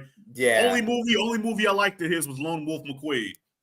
That's the only Chuck Norris movie I like. Yeah, I agree with Rashad, because I would watch like Delta Force or something like that, and I was never like, oh, I want to watch that again, or it was a classic. Right. It wasn't. Chuck Norris was that same way to me, even though, he was popular for sure, but he was. I'd say another guy I think too that they tried to make an action star was Dolph Lundgren. I think they really tried with Dolph because of the success of Rocky, and not to say that he doesn't have a screen presence, but he just wasn't, compared to Sly and Arnold, he just didn't have it, man. He just didn't have it. Yeah, he was just he fell in the perfect role with the Russian, right? And then after that it was kind of like they did try to push him a little bit on us with He-Man, with He-Man, and it wasn't, for them, that's not, for He-Man. See, He-Man needed in that time, if you were going to do He-Man, you needed who wrote that? Jared Griffin. Walking Texas I liked Ranger. it, but it was kind of a dumb show. I never watched that show. It's crazy. Never watched it. Yeah. He-Man needed kind of a pretty A-list star, I think, for it to get off the ground. I think. Yeah. There was a funny story with that because Dolph, he's Swedish, right? And at the time, his English wasn't that good, so the studio made a deal. Well, he made a deal with the studio because they were going to dub his voice for He-Man, and he made a deal. He says, "Look, let me, play the role, read the lines. Okay, if you don't like how it sounds, dub my voice, but at least give me a chance to do it." And Sly at the same time was filming Over the Top, because it was from the same studio. So Sly would come to the set and visit while they were shooting He-Man, right? Yeah. So he's watching Dolph do his thing, and said Sly looked at the director and said, "You gave that guy lines?" For real. Oh, hey, I got a trivia that I just found out just recently. Yeah. All right. So Over the Top has another strong musical ballad from Mr. Kenny Loggins, who was just killing it in the 80s. All right. Yeah. Kenny Loggins is tasked with, write a song for Top Gun. He's tasked, write the song for Top Gun. So he writes the song that ends up on Over the Top. Meet me halfway. Oh, so that was written for Top Gun. That was for Top Gun, dog. It makes sense now. Meet me halfway across the sky. It makes Meet me halfway across the sky. I'm bugging. That was for Top Gun, but they went with Danger Zone. Wow, because you listen to the lyrics of the song. Yeah, it's about fucking flying. I don't see how he put that together. So they got this song and they got it in the barrel, I guess, and they're like, well, hey, let's use it in this freaking Stallone movie. Wow. Yeah. Wow, that's crazy. I never knew that. That's crazy. I just found that out not too long ago, man. I was like, oh my gosh, so not only did he have a hit with freaking Top Gun, but he has a hit with another one with Over the Top. Wow. But you know what? But that's the thing too, man, is that most movies in the 80s had a signature song to go with that movie, right? So that they would drop the video on MTV or VH1. You watch the video, they would show clips of the movie in the video, and then you're like, damn, now I want to see this movie. Right. They used to sell it alongside, man. Thank you. That's a good point. They used to sell that back in the days. They used to sell the movie with the videos, man. With the soundtrack, yeah. And Kenny Loggins was killing it. Yeah, what? Do you guys have like an 80s movie soundtrack that you think is like the best or like one of the best? Breaking. I mean, Top Gun. Okay. I said Breaking, Purple Rain. Purple Rain. Yeah. Was strong. That's strong. Yep. Those are the two that stand out to me. Yeah, Top Gun was a dope soundtrack. Rocky 3, shit, Eye of the Tiger. Come on. Well, I kind of want to use this to pivot really quickly. By the way, Mike is bouncing out, but he dropped $5 bones real quick, or €5, or £5, I think. Yeah. It's awesome stream, guys. Heading out. We'll watch on playback. Just a little something to get you to the next payout, Perez. Appreciate it. Thank you so much.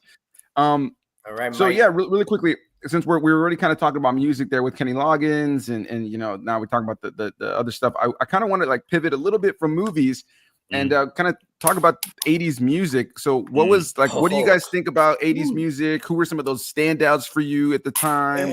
What do you think is different compared to the music we hear today? Why is 80s music, why is it so iconic, essentially? You guys can go for your free for all as usual, but I just kind of wanted to change the conversation a little bit.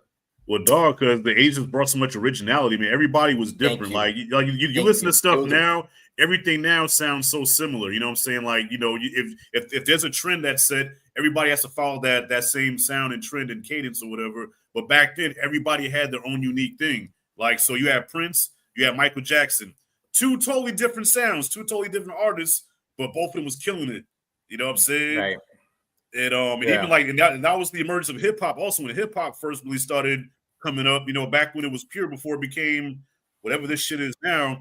Back then you had Run DMC and Grandmaster Flash and Furious 5. Like it was just, I don't know, it was just like a renaissance almost. You would listen to the rap of that era, and they're telling you heard a story from beginning to end, man. Facts. You heard a story all the way through.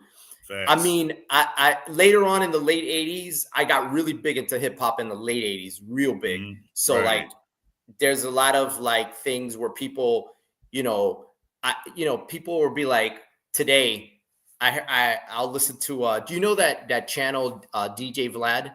Yeah, Vlad. I know Vlad. Yeah. Okay, like I'll listen to some of the interviews on. He's, I like listening to some of the interviews on there. And he loves, like, he'll ask somebody, "What's your favorite rap beef or battle?" And they'll, they whatever, Drake and what's this, and Lamar, or that's the new stuff. Or they'll go back to like Tupac and Biggie, and I'm like, nobody says LL and Kumo D. What? Nobody. That was a battle, man. That was a battle. Yeah. Listen, the freaking How You Like Me Now album is all about dissing LL. Yeah. And then for Kubo, and then the not bad, but the Mama said one where knock you out. Mama said knock you out. Right. That's all about dissing. All right, so Roman, Kumo I don't know if you're gonna agree with me. This might be a hot take because at the time, the general consensus was that LL won that battle. You know what I'm saying? But when you go back and listen to his records, Kumo D ate him up alive, man. Kumo D was crushing LL, but I think the reason why they gave LL the victory because he was on the bigger label because Def Jam was like the biggest rap label. Yes. Okay, LL was the bigger name. The ladies loved him. Look at them. Look at they were younger then. That's probably before they were beefing. But LL was a right like look at Kumo D. He looks like a cricket. You know, you look at LL. You know, LL like the girls loved him, man. So I think LL won by popularity. But I don't think nobody listened to if you listen to the lyrics, Kumo D ate him up alive. Do you know Let's Go? Yeah. Yes. Oh, if you listen to Let's Go, he rips LL. That's ripped like him. Call me. What was it? Let's Go. He goes, oh man. If I heard it, I'd go along with it. But listen, it played on the end credits of Elm Street 5. That's the first time I heard this shit. When I saw Elm Street 5, for whatever reason, look it up. For whatever reason, after Nightmare on Elm Street 5, Dream Child, they played Let's Go. Oh my gosh, I never knew that made it to a movie. Never knew that. The closing credits. Yeah. But like everybody, like just overall, and the 80s, man, it was like Rashad said it perfectly.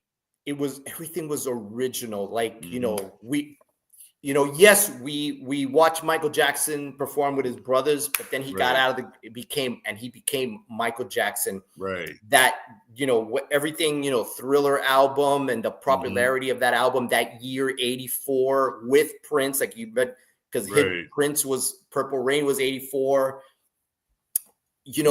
We would, going back to an earlier conversation we were having about like everything was at that time, everybody was watching it.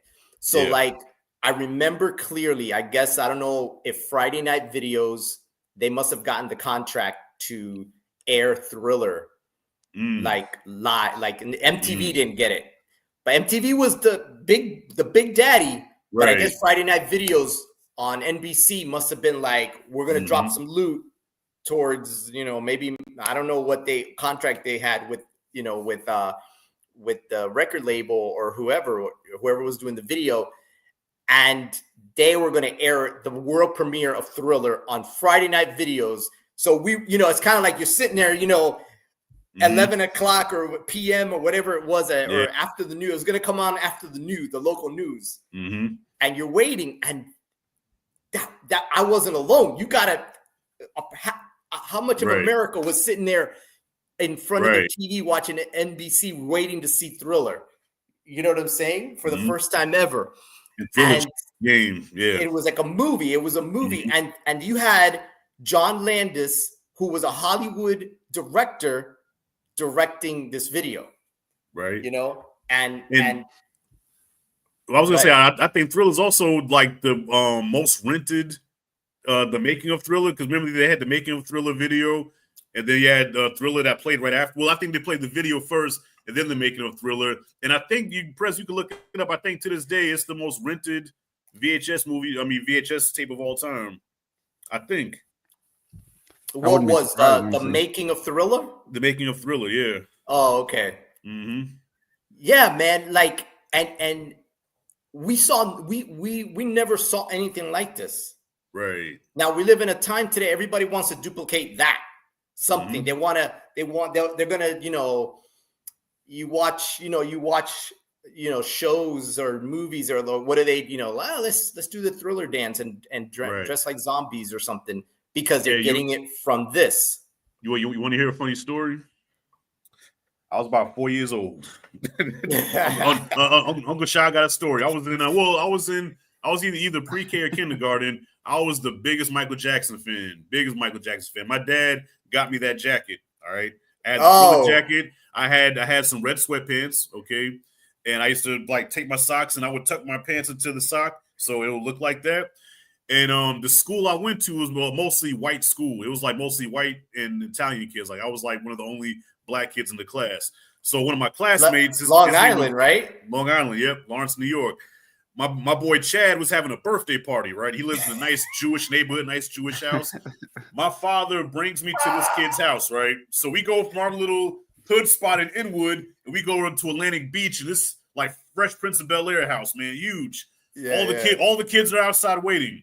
All right, so in my class, I was kind of the class clown. I would do the dances and shit. I was always, doing the whole minstrel shit, unbeknownst to me. So I get out the car. The Mr. T. Mr. T. I get out the car. This is no lie. I get out the car. All the little kids say, "Everybody, Rashad's here. Rashad's here. Rashad, do the Michael Jackson. Rashad, do the Thriller." And sure enough, I did the hand on the crotch. I started doing the Thriller dance and shit. And my father's looking at his son, the only black kid at the party. My father's looking at me, and he says, "My son's a fucking clown, man." they made my son a clown. He was embarrassed, man. He was so ashamed of me. But yeah, that's my Michael Jackson story, man. I did the Thriller in front of and entertained all these rich Jewish kids. I wish I had the video of that. There was no, like that. I had that conversation with Anthony. There was no black, white, like. Yeah. You just loved Michael Jackson. You just loved. You just loved Prince. You just loved Kool and the Gang. If you didn't care, you loved. Look at We Are the World. Look at the We Are the World. Look at the We Are the World. You loved Lionel Richie. All the notes. But those, I'm just saying, like there was no like black and white, but the music, and you got all these guys together. Where who Huey Lewis from Huey Lewis and News was singing literally the verse after Michael Jackson. Right. Come on, man. Right. Come on, Huey. Now listen, the verse I grew up. Michael. Listen, I grew up on a mostly black street, right? And my cousin that lived upstairs from me, he was a DJ. So he did a lot of mixing with hip hop and stuff. But then he went through a phase where he started getting into metal. He started getting into the hair bands and stuff. So he put me on to like Ozzy and Black Sabbath and Kiss. You know what I'm saying? Well, I used to be scared of Kiss back in the day. I was scared of D. Snyder from Twisted Sister. Perez, do not pull that fucking picture up. But I was scared of D. Snyder from Twisted Sister, okay? So I was introduced to like a lot of different music, man. So like that's why people would be surprised. Like, you know about that? Yeah, I listened to a lot of metal and rock and Guns N' Roses. Like I was into all that shit because my cousin used to play it. So while he was mixing Run DMC, he would take that off and then put on Black Sabbath. And we would rock out to that. Hey, you know the story about the Walk This Way with Aerosmith and Run DMC, right? Yeah. So Aerosmith, they had the 70s, right? They got like Dream On, and they had the 70s music and all that. So, which made sense because I was talking to my brother. I go, when I heard the story about Walk This Way, I thought about, man, Aerosmith sort of died out in the early 80s. We didn't hear about. They were not big. So you got Jam Master Jay. He's playing Walk This Way, and he's scratching. He's like scratching, and he's using the song. Apparently, the story goes he doesn't even know who Aerosmith is. They got no clue. He's like, this just sounds cool. Walk this way. So he's like using it and sampling it. And that was in the days they sampled. They didn't get sued and none of that. So apparently, the word is that they were like, hey, you got this rap group that's really up and coming, Run DMC, and they're going on concert, they're going on tour, they're playing, they're sampling your music. That Arrow Walk This Way. Why don't you guys maybe do a combo? Let's get this. Do a collab, a collab, and bam, because you never heard of that. The history was made, and then Aerosmith kind of came back into the zeitgeist again, and they hit it. They hit like their next two albums were like boom out of the park. After that. Yeah, I used to love when hip hop and rock would like mesh. There's even a song where I don't know if you ever heard this song, but Busta Rhymes covered Iron Man, and he actually had Ozzy perform on the record with him. No, I didn't know that. I didn't know that. Google, I mean not Google, but on YouTube, Busta Rhymes, Ozzy Osbourne. I think the song's called "This Means War." I like when because I was really into Public Enemy for a good minute, Yep, and when then right there, like in the early '90s, they got into going out on like tour with. They were like going on tour with like U2 and freaking Anthrax. They were doing the Anthrax mesh, collabs with Anthrax. But like, yeah, man, you had big groups were taking them out on tour, man. You just didn't hear about it a lot, but now you hear. Nowadays you hear about it more, and it's like, again, you go back to, I heard Bon Jovi took out, I want to say Bon Jovi took out Public Enemy on tour. Yeah. Oh, here's another way. My cousin loved Bon Jovi. Yeah, he used to what's the one song he used to play? Shot to the heart. Yeah. You give love. That's you, Roman? That's me, man. Oh shit. Fort Jackson, 1986, bro. 86. Damn, I was 7. Yeah. 1986. See that black dude in the back right there sitting, that guy in the back? Yeah. I remember that guy. His name was something with an MC, like Mick something. I forgot the full name, but Mick something. And he was the guy in the barracks that they wanted to get, man. They wanted to give this guy a blanket party, man. They never did, but they wanted to beat his buttocks, bro. Damn, they didn't like that. They didn't like that guy. Look like I'm about to fight some xenomorphs or something, man. Yeah, bro. That was I can't believe. Sometimes I can't believe I was in the military for a few years, but it was a great time. That's the Army, right? Yeah, I was in the. I did a quick 3 and out. 3 and out. 3 and out. Nice. Yeah, man. And but yeah, Ant, man, the music of that time, it's there. Yeah, I mean, it was the best, man. It was just, I mean, I wasn't there for it, but like growing up, like, in the 90s, that's one thing that I miss. And I often tell, like, the kids I work with today, I work with a number of people who are like in their like early 20s or like, coming out of high school, and they have no idea what happened. They don't know about music from like 15 years ago, 20 years ago. I was talking to, I have some coworkers, I'll bring up like Bob Marley, no idea who he is. I'll bring up like different people from the early 2000s before their time ever so slightly, and they just don't know. But for me, it just felt like commonplace. And I'm sure it was the same for you guys when you were growing up, throughout the 80s and the 70s, where like you can like look back and you can remember, like, oh yeah, my mom and my dad or somebody in my family will be playing music from like the 60s or the whatever, like right behind us. Whereas for me, it was like the 80s, like the 80s was still so prevalent. By the time I was like, when Star Wars was coming back, I was 6 years old. So it was like, I still like the stuff in the 80s, and all those movies. And some of my favorite things are from the 80s. And we talked about like, horror in particular too, but like, Freddy, Jason, Chucky. I mean, even Chucky tagged in at the end, but Michael Myers, like all these different like iconic characters that are still iconic today.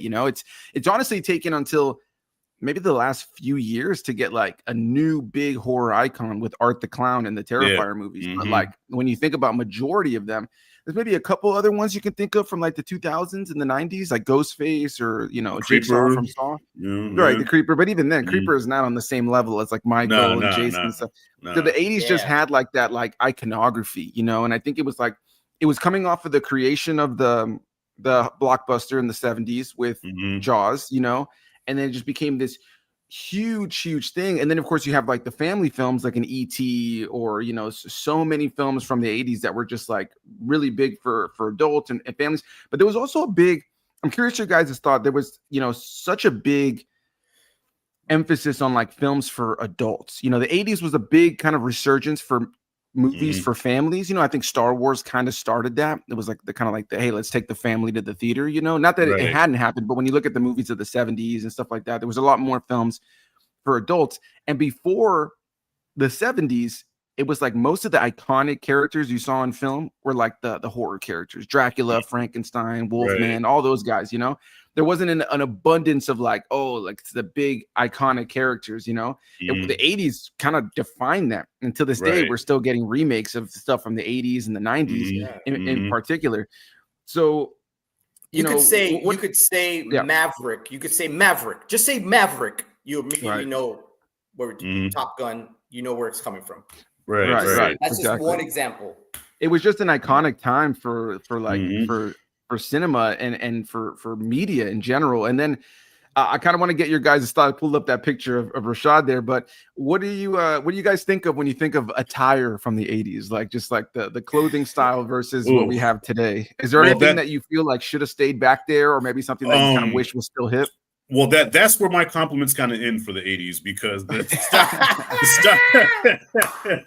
the style was not dog. Like even like Rocky 3 is my favorite movie, right? I love Rocky 3, but when they're on the beach, right? You see Apollo and Rocky with these little short shorts on, right? You could damn near see their balls, and you got the tube socks that's pulled all the way up, the little crop tops where you have the, you know what I'm saying? If you wore that right now, you yeah. probably I'll guard my heart. You might a couple of names. Or you'll be like, he's part of a certain group. Let me tell you something. My father would take his jeans, right? If my father had a pair of jeans, I was too old, he would cut the legs where he would turn them into shorts. You know what I'm saying? And he would bring the socks all the way up to his knees. And I'm like, even as a kid, I'm like, why are you wearing your socks like that, Dad? You know, women with the shoulder pads and women with the shoulder pads, like the double-breasted suits. Double-breasted suit. Oh, but the worst of all is the Jerry curl. Whoever invented the Jerry curl should be locked up. Man, but hey, we'll never have So Glow though if we don't have the Jerry curl. Oh my God, it's my mom. So Glow. Man, my mom had a Jerry curl. My mom had a Jerry curl, and I just remember, and juice flying all over the place. She was always spraying. She wear the cap, the shower cap, and shit. Juice flying all over the place. Yeah, all that Jerry curl juice, man. Oh my gosh, bro! I said, I don't want that Jerry curl juice in my spaghetti, Mom. Watch that shit. Yeah. I mean, and the look, the hairstyles, look at that, man. Like you think Janet, that's rough, man. Look at Janet. I love me some Janet too, man. I love me some Janet, but goddamn, that style wasn't happening.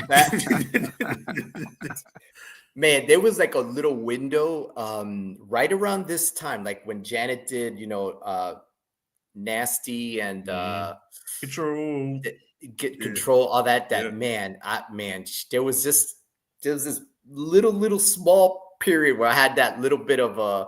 There you go. Like, man, Janet's doing something for me. Mm-hmm. Yeah, bro, straight up, this guy, Jerry curl. He was kicking that thing hard too. Oh, bro, pull up Rick James with the braids. Bro, Rick James, man. Oh man, and that's the thing too. Like a lot of musicians back then, like the guys, for some reason, I don't know if that was the '80s thing, but the guys wore like makeup and the eyeshadow and what's the word, androgynous or whatever. They were really, especially Prince. Prince was like the only man that could get away with that without you questioning his sexuality. He really genuinely this is me, and you just you totally, that's why you like Prince. It was something about him that was Prince was a trip, because he was kind of like openly, like, funny enough, he was pretty openly like homophobic from what I remember, but he was so like how he dressed. So feminine. That dude was the most. I mean, well, I can't even call him feminine, because even though he did dress really androgynous, but he was a masculine dude, but he wore heels. You know what I'm saying? He had a deep voice, but he had like the perm. He had a hair on his chest, but he wore like the tightest blouses. Oh my gosh, Rick James. Rick James, yes sir. Rick James. He had some hits, Rick man. James is my dude, man. Super Rick Freak. James is my dude. Yeah. I remember Super Freak. I must have been like 13 during that summer of Super Freak. Mary Jane, Cold Blooded. Man, what was his? What's his other song? Another one he had. Yo, he even has a song that my daughter's disgusted by. She didn't believe the song existed until I played it for her. I said he wrote a song called 17, and it was about being in love with a 17-year-old girl.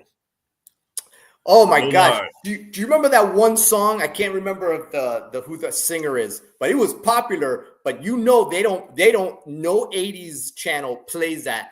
And it goes like, she's just 16 years old.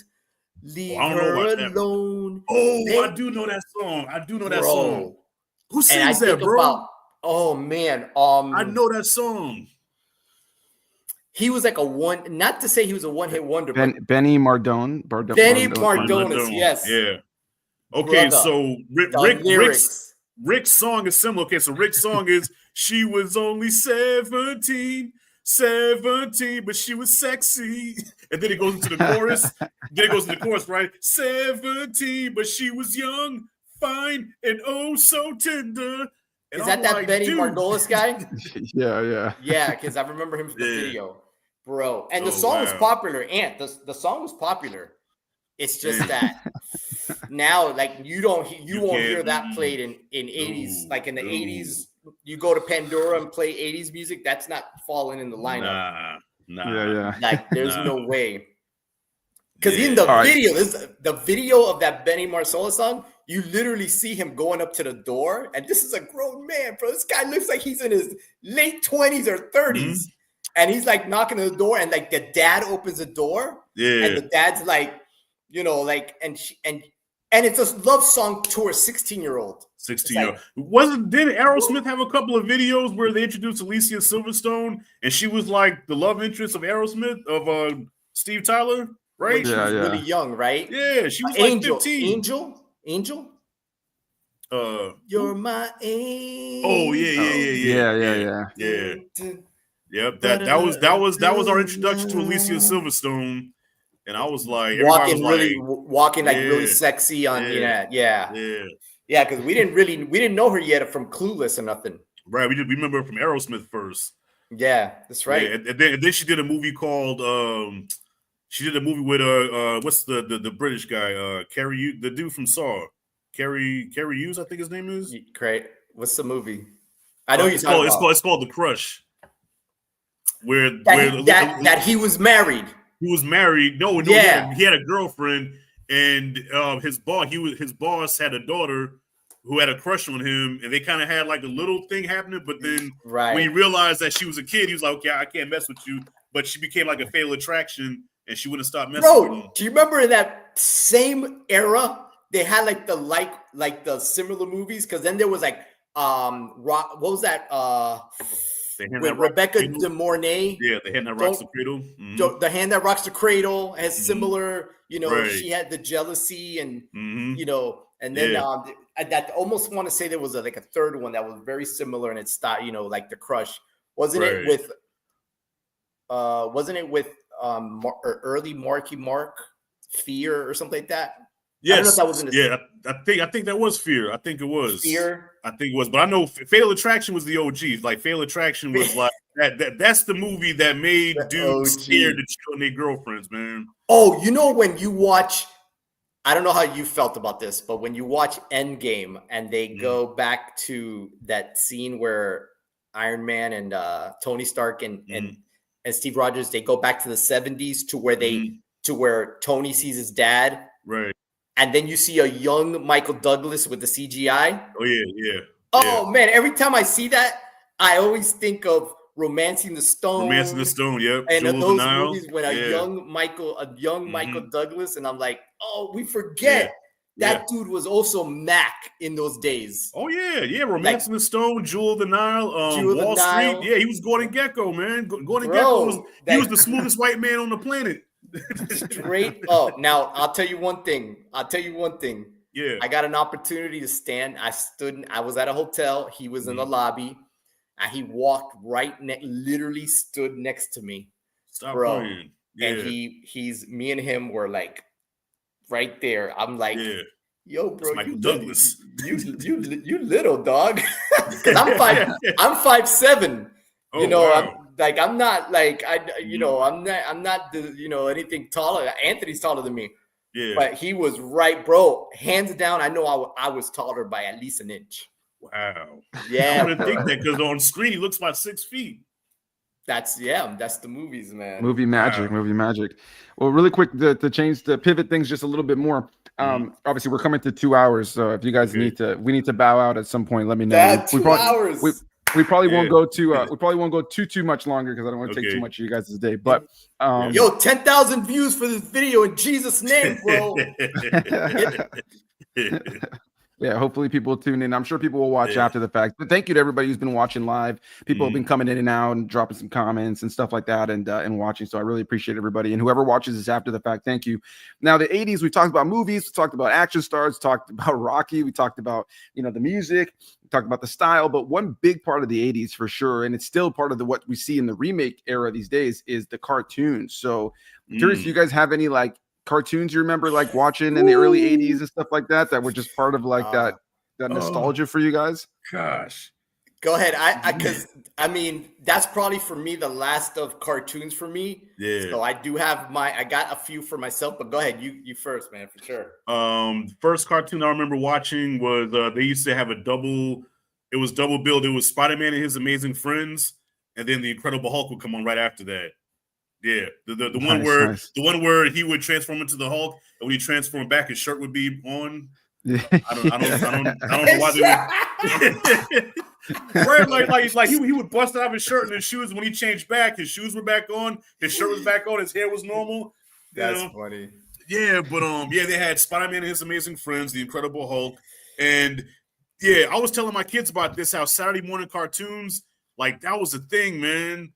That was the thing. You would get up in the morning, get your bowl of Frosted Flakes or Cinnamon Toast Crunch, sit in front of the TV, and the lineup would be from 8:30 to 11 o'clock. So, I'll give you a particular lineup that I remember.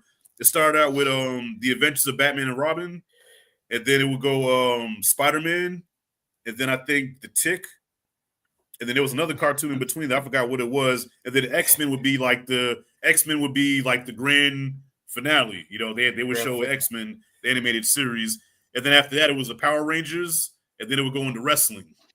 So now you're talking late 80s. That I could tell by the lineup you're talking about. That's Okay, yeah, 80s. You know what? Yeah, you're right. That's actually 90s. That's 90s. Okay, so if I could go 80s, shit.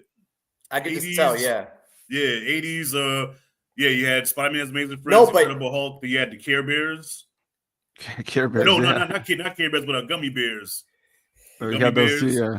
Yep, Care Bears and Gummy Bears, yeah. Yeah, Mr. T had his own cartoon.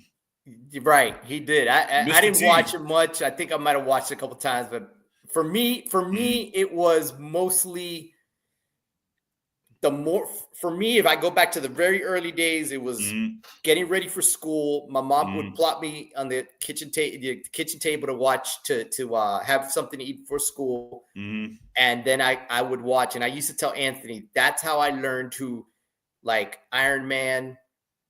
Or it was the 5. It was Iron Man, Thor, Hulk, Submariner, and Captain America.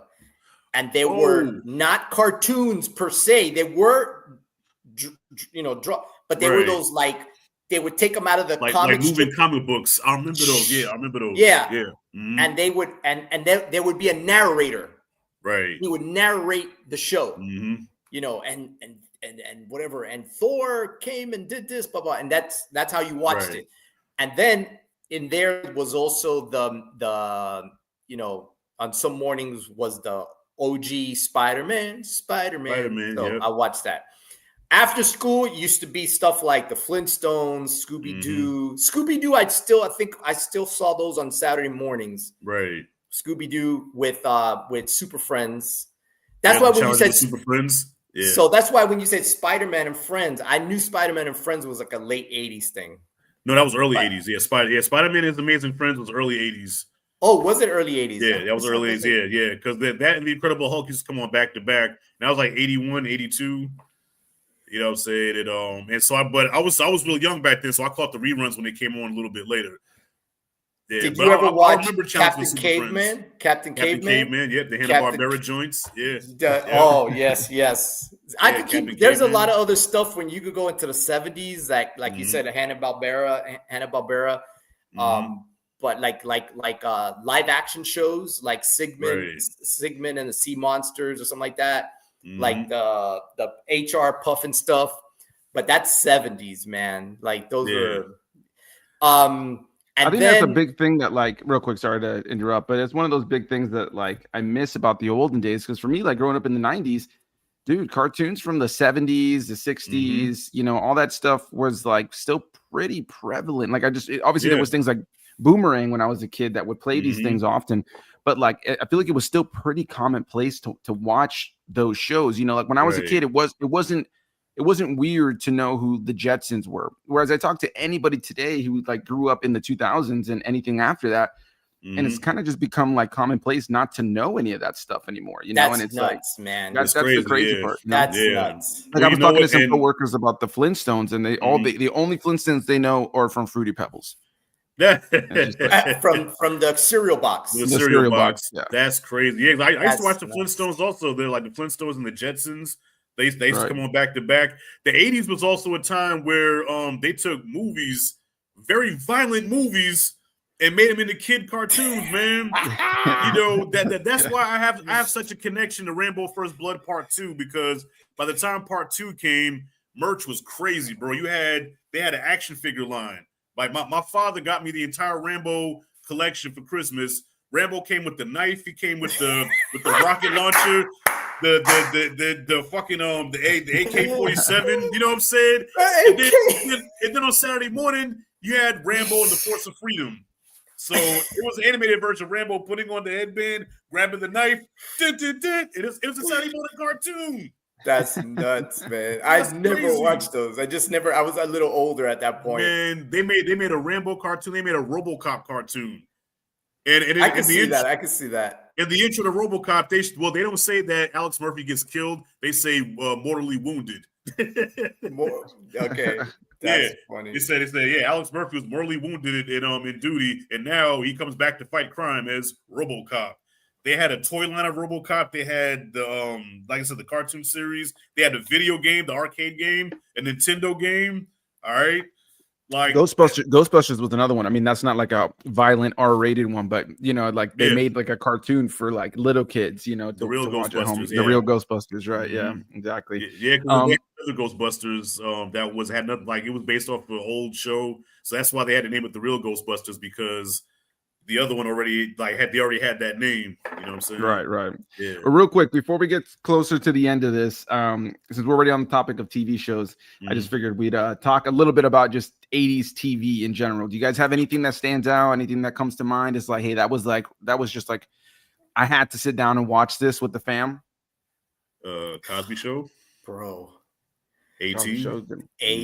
Listen, man, 80s TV. There's never going to be anything like it. Nothing. I'm just looking at just what you're showing me right here. Right.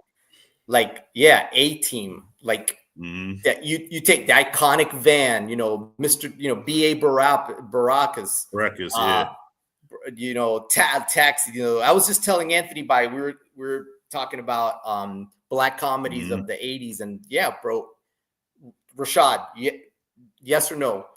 Yeah, it was the entire country, bro. I don't care who you were. You were Thursday night, 8:00 or whatever. If it was Cosby 8, I think Show. it was the first 8:00. It was it was Cosby. You were waiting for the Cosby Show with the Cosby kids. Yeah, I would come on every Thursday and I entertain the people without being vulgar and violent. You see, because you got to show that's why people in a certain way. That's why he got pissed off at Lisa Bonet back in the day, Anthony. And you know what's interesting? For a time when we still weren't like, you know, watching, we didn't have social media and all that. It was pretty well-known news at the time that Bill Cosby was mad at Lisa Bonet because she went and did Angel Heart with De Niro. De Niro. And was she going to be nude in a scene or something? What was that? She showed her knockers. Yes, she did. She showed her knockers. So she did a nude scene. Yes, she did. He's like, yo, girl, you're still on my show. Yeah. You're going to come back to play my daughter. And I got America watching the whole, now everybody's seeing you naked. And that was a big that was newsworthy at the time. Yeah. That was like big time newsworthy. Yep. And then he kicked her off for a minute, and then he gave her own show, which was a different world. And then she got pregnant. Yep. And then she was done after that. After he kicked her off for a while. Yeah. But the Cosby Show, like there was no sitcom bigger in the 80s, man. It was the Cosby Show. I mean, you can say, because you got Golden Girls right next to there. Golden Girls was another show that, you may not believe it, Perez, but was very popular among Black people. We love the Golden Girls, man. I'm not surprised, man. I was growing up as a kid, the reruns of Golden Girls. I used to watch that all the time. And again, that kind of goes back to what I was saying. Mind you, I was born in 93, but like, so by the time I'm like watching TV and like knowing what I'm seeing, becoming familiar with these things, it's late 90s, early 2000s, and I'm young, and it's all this stuff is still prevalent. Like looking at all of these things right here, all these pictures, like all these shows I remember seeing on TV at some point. Some more than others, but like it's just one of those things that like isn't as prevalent these days, because there's not like that channel that everybody's watching together, or like, then there was like TV Land and stuff like that would kind of play things like that were old school. But man, yeah, the Cosby Show would play all the time, Golden Girls, so many. Right below Cosby, Saved by the Bell. That's a guilty pleasure, man. Right. That's because also nothing those shows had in common. They had catchy tunes. When you heard a tune, you already know what it was. It's a rare condition this day and age to see any good news. And what am I singing? That's Family Matters. See, Family Matters. All I gotta do is sing the beginning, and you know it. Okay, how about this one? How about now the world don't move to the beat of just one drum. What might be right for you may not be right for some. Yeah, different strokes. All the jingles. Yeah. Look, I'm looking over here, Miami Vice. Yep, Miami Vice. We grew up. I grew up in Miami. That's where Anthony was raised. We grew up in Miami, and I have memories of being around 16 and 17. I have memories around that time when you're trying to go hang out with the friends. Right. And it was a Friday night, because Miami Vice came out on Friday nights, 10 o'clock. That was the last show of the night. Hey, are we going to the beach? Are we going to go to the beach? Yeah, I'll pick you up after Miami Vice. That's how it was. Miami Vice is large. And that show had after Miami Vice. Everybody, you were home watching it. Go watch Miami Vice, and anybody who's anybody that acted in the 80s, 90s, and was on that show. I mean, everybody was on that show, man. Bruce Willis. Liam Neeson. Yep, Liam Neeson was on there. I think Ben Stiller. Ben Stiller, yep. Yeah, a bunch everybody of people was on that show. Everybody was on there. Did very young versions of themselves. I don't know. Well, this show was it's borderline 70s, 80s, because it started in the 70s and then it ended like early 80s. But that was the Incredible Hulk. That's when I first wanted to become big. I'm like, dude, I want to be like that guy. Yo, when them eyes turned white, you know what I'm saying? You knew it was gonna be on. I mean, you watch it now, it's cheesy as shit. But when you were 5 years old and you see the motherfucking eyes turn white, you knew it was gonna be on. It was gonna be some shit. Bill Bixby, bro. Bill Bixby, rest in peace, man. Bill Bixby, man. That's crazy. And you felt sorry for him every episode. It was like every episode was the same. He goes to a new town, he gets caught up in some shit. He warns them, don't get me angry. They beat the shit out of him. He changes, wrecks everything, and then at the end, he's back on the road walking with his backpack. There was like an episode where he befriended like this little boy that his dad was beating him. I remember that episode. And he was gonna beat. Oh, look at me and Lou. Oh shit! Dope picture. That's right. And thank you for putting. Look at me and Lou. That's dope, man. I'm working in the airport. This is gosh, I don't know. 2017 or something. I'm working at the airport with some, doing some stuff with our clients. The hostess that was at the airport with me, she's there, and I go, "Oh, Lou Ferrigno." I go, "Here, I'm gonna see if he'll take a picture with me." Okay, whatever. I asked, "Hey, Mr. Ferrigno," and he was real cool. Takes a picture, and I come back and I go, "Do you know who he is?" And she's like, "Nope." Oh wow, she didn't know who he was. She has no idea, man. Well, you know what? He must have got humble over the years because I heard that he charges a ridiculous amount at these Comic Cons for a picture. I heard Lou Ferrigno charges an arm and a leg just for a picture. Get out. Most so man, most people at the cons definitely do, and it's more like the cons set those prices, to be honest. Because I've run into a couple of people like when I've gone to some of the Star Wars celebrations, I've gone and I've run into some of the celebs as I was walking, and I'll be like, bro, can I get a picture real quick, whatever. And they'll always say, yeah, as long as you can do it while you're walking, because they don't want like everybody to catch them, But then they're still charging, people are still paying like $100 something to meet them. Yeah, because I heard he charges a lot. Look at that. Yeah, that's bro. When the Hurricanes, that's when the U was the U. Yes, sir. Right there. Then he Testaverde and all that. Hey, you know who's my biggest fanboy moment though? I will say, my biggest like when I saw him and I got to say what's up was Ice Cube. Oh, okay. Yeah, man. I've met Mark Wahlberg. I've met Jamie Foxx. I've met like Lou Ferrigno. I've gotten a chance to see these guys out when I was in South Beach working. And I saw Cube at the lobby of the Lowe's Hotel, man. And I was like, I go, hey, Cube. I was like, Cube, man, what's up? And he's like, hey, he was like, I went like, I'm doing this like, bro, oh my God, I cannot believe. Afterwards, I was like, man, I fanboyed it too much with this guy. I'm saying, was Cube doing the same old, yo, you want a picture of what? Because I got to get on this plane. I wasn't going to ask him for one either. I wasn't, just I could feel the vibe of the moment. I was just like, just enough to be like, bro, I was like, deep in NWA. Look, that's me and Wahlberg. Hey, and take this picture. I gotta go. This was, what he was filming. When I caught him here, he was filming Pain and Gain. Okay, yeah, I see he's big right there. Yeah, yeah, he was filming Pain and Gain with The Rock. Very underrated movie, man. I think that movie doesn't. I mean, it's kind of a sick, twisted movie. Maybe I'm a sick, twisted person, but I like Pain and Gain. Yeah, because isn't that a Michael Bay? Michael Bay, yeah. That's a Michael in all his Michael Bay glory, and anything that you hate about Michael Bay is in that movie. Michael Bay glory. Oh man, hey, boo. I'm sorry. Go ahead. No. Because I was listening to like a couple comedians. Hey, your girl right here, Jamie Kurtz from. That's Star. Lost Boys. Yeah, Star from the Law. I was so in love with her.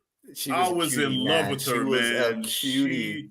But she's the reason I went through puberty, man. Like I started puberty early because of that girl right there.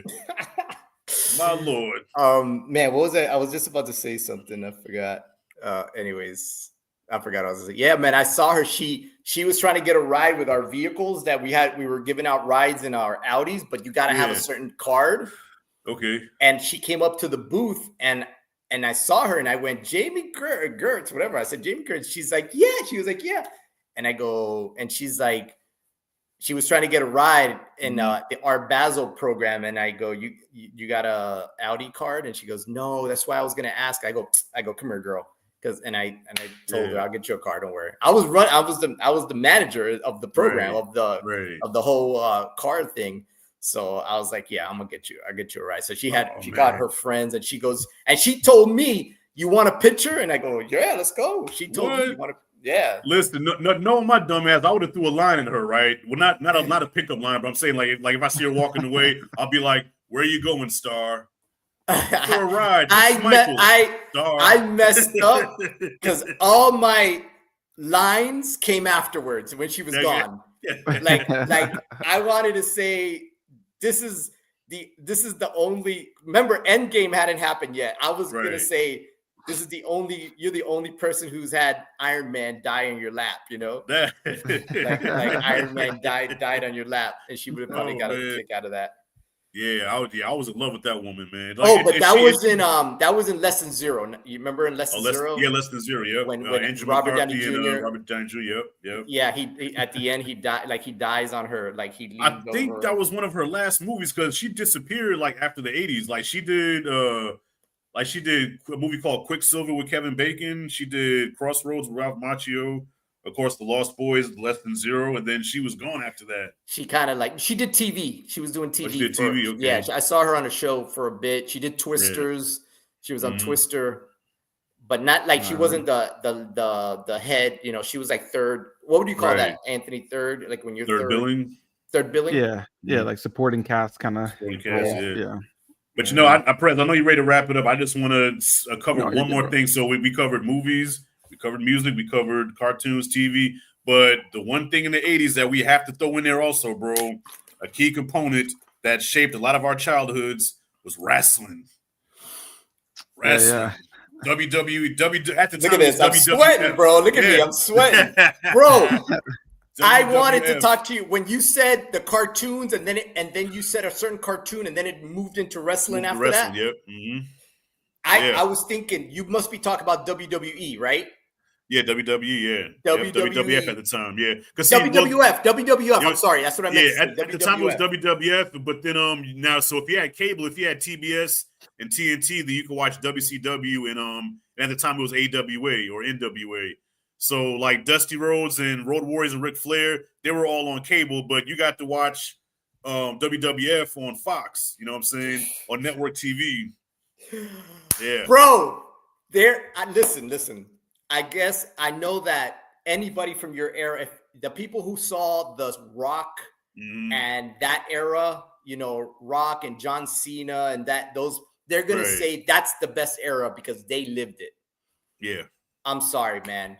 The original, not the when they brought everything together from all the local areas, all the territories, because they used to be territories. Yeah.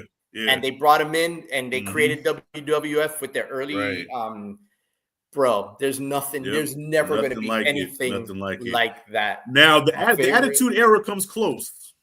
The Attitude Era does, so the Attitude Era, that was Austin, Rock, and DX, Yeah, okay. Because I wasn't watching it then. Both of those. Yeah, see, I lived through both of those.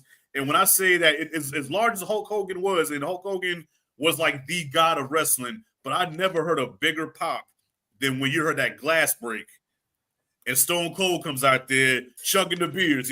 I got a bald head because of Stone Cold and DMX. I got a bald head because DMX is my favorite rapper. Stone Cold is my favorite wrestler. I got a baldy because of that. Man, okay, hey, you see, that's what I'm saying, because that does nothing for me. But for me, it's Jim. Hacksaw Jim Duggan lifting up the 2x4. Yep. Bro, the old matches with Warrior, Hulk, Ultimate Warrior, and Hulk. I'm looking just at what Anthony put out there. Ted DiBiase. Yep, $1 Million Man, Sergeant Slaughter back there. With Virgil. With Macho Man used to come out with Elizabeth. Yep. Let's see here. You got the Hart Foundation, Bret Hart and Anvil. All the Hart guys. Thank you. Yep. What was the little Mouth of the South guy? What's his name? Jimmy Hart. Jimmy Hart. Jimmy Hart. Yeah. Mouth of the South. And okay, so that that guy standing next to Ted DiBiase is probably the greatest heel, and that's Roddy Piper. Roddy Piper. I remember watching live on. It wasn't live, of course, it was tape, but I remember watching on Saturday morning where he had Jimmy Snuka on his. At the time, I guess it was like a podcast. It was called Piper's Pit. And he had Jimmy Superfly Snook on there, right? And he takes a coconut, Perez. He takes a coconut and busts the coconut over Snooker's head. And at the time, I'm like, holy shit! Like he just tried to kill this guy, And after he busted with the coconut, he takes his belt off and starts beating him with the belt, talking shit to him the whole time. Piper, I hated Piper back in the day. He was the ultimate bad guy. I hated Roddy Piper. Yeah, and that was. Anthony, and this is the era, like today, it's kind of like everyone knows wrestling is fake. It's just, it's all scripted and fake. Yeah. Right. It's orchestrated movements and all that. Back then, they wanted you to believe it was real. So they really still were putting off. So I watch like a whole nother part of my life. Rashad I'm deep in conspiracies. I follow a lot of conspiracy channels, and there's like this one comedian, named Sam Tripoli. He's from like the Joe Rogan tree of comedians. He says he's a big conspiracy guy, and he goes, my first conspiracy that was when I found out Santa Claus wasn't real. That was when I was like, what? Yeah. And he goes, my second one was when I used to watch wrestling as a kid, and somebody took a picture with Iron Sheik and Jim and Hacksaw Jim Duggan, and they were in the car chilling together. And he goes, what? They're friends? Yeah. That's how much. That's how much. But listen, back in the day, that was a no-no. So back in the 70s and even the early 80s, before the veil was lifted, okay, wrestling's all fake. They protected the business, so the bad guys always hung out with the bad guys, the good guys hung out with the good guys. So you would never see Hogan and Roddy Piper hang out together because to us they're mortal enemies. So even though in real life they're cool, but they protected the business where you would never hang out with the bad guy. And if you did fuck around and call wrestling fake, this was another rule. If you did not whoop the motherfucker's ass, you was fired.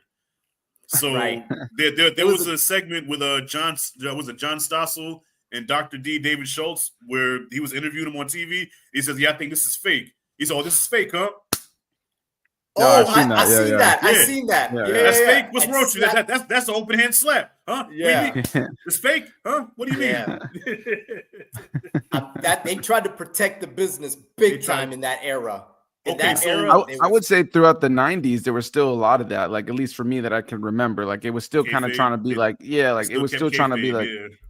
But then, I think once the 2000s really kicked off, it was like, oh yeah, this is fake. I tell you exactly when it happened. And I'm gonna ask you both, when did you realize learn that wrestling was fake? But Vince McMahon in 1997, right? Vince, who's always the innovator, right? He's always the one to be the first to do whatever. He says, okay, everybody pretty much knows this is fake, but we're still trying to pretend it's real. I'm gonna get on TV. So he actually, before Raw started, he had a whole segment where he was like, look, you fans out there, I know you're tired of getting your intelligence insulted and, saying that this is, real fighting.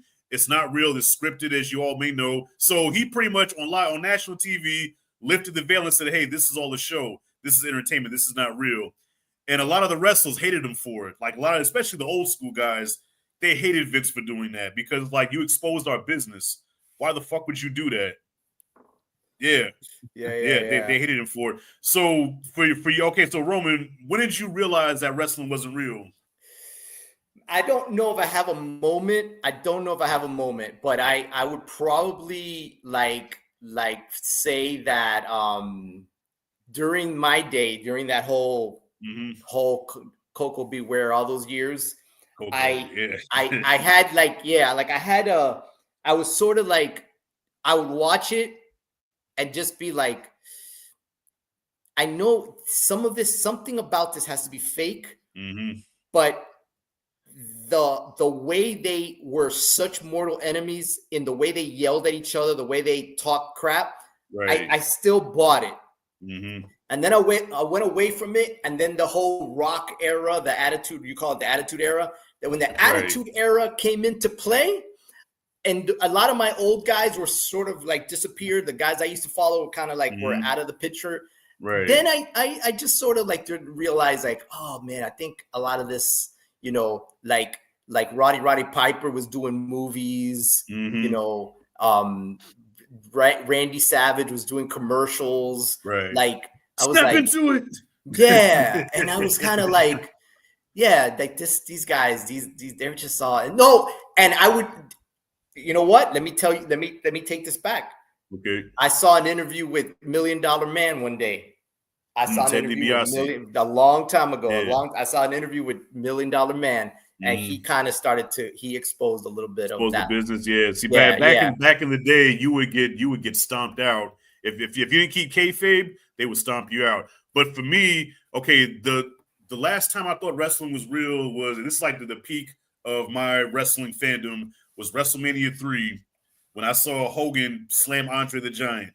That was the greatest thing since Jesus walking on water. I saw that because even the way they pumped the match up, Andre the Giant, 7'5", 500 pounds. How could the Hulkster beat him? It's impossible. And he picked him. I said we were celebrating like it was a Super Bowl.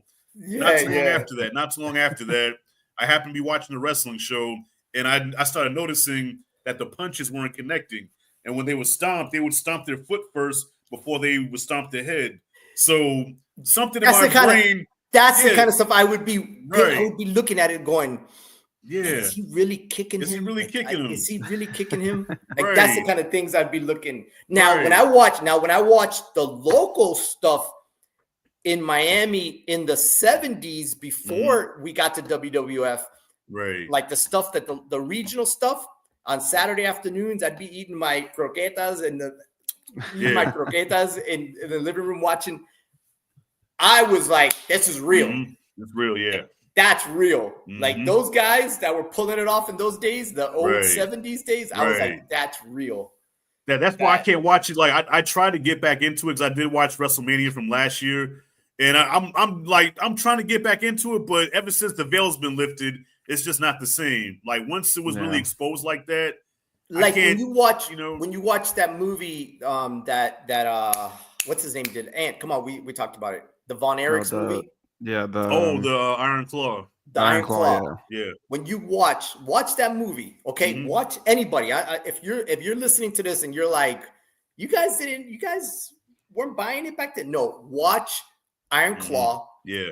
Look at how serious that dad took that. Yeah.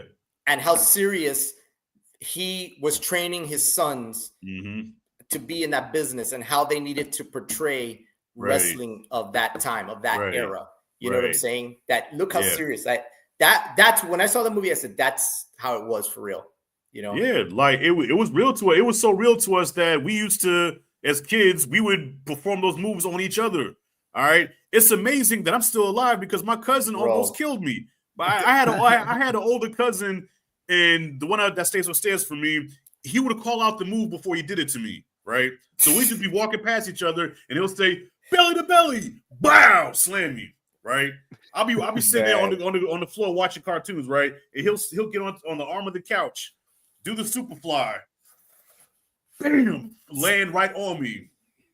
You know, I've been suplexed. I had a sleeper hold put on me. I had the figure four leg lock put on me. Okay, my cousin almost killed me. Man, that's great. And the worst thing I could do is cry because when I start crying, right, I'd be like, yeah, and he'll put his hand over my mouth like, shut up. Be tough, shut up. And I'm like shut up. Those man, awesome. Yeah, there were some sad stories out there. Kids getting really badly hurt, like paralyzed and stuff like that.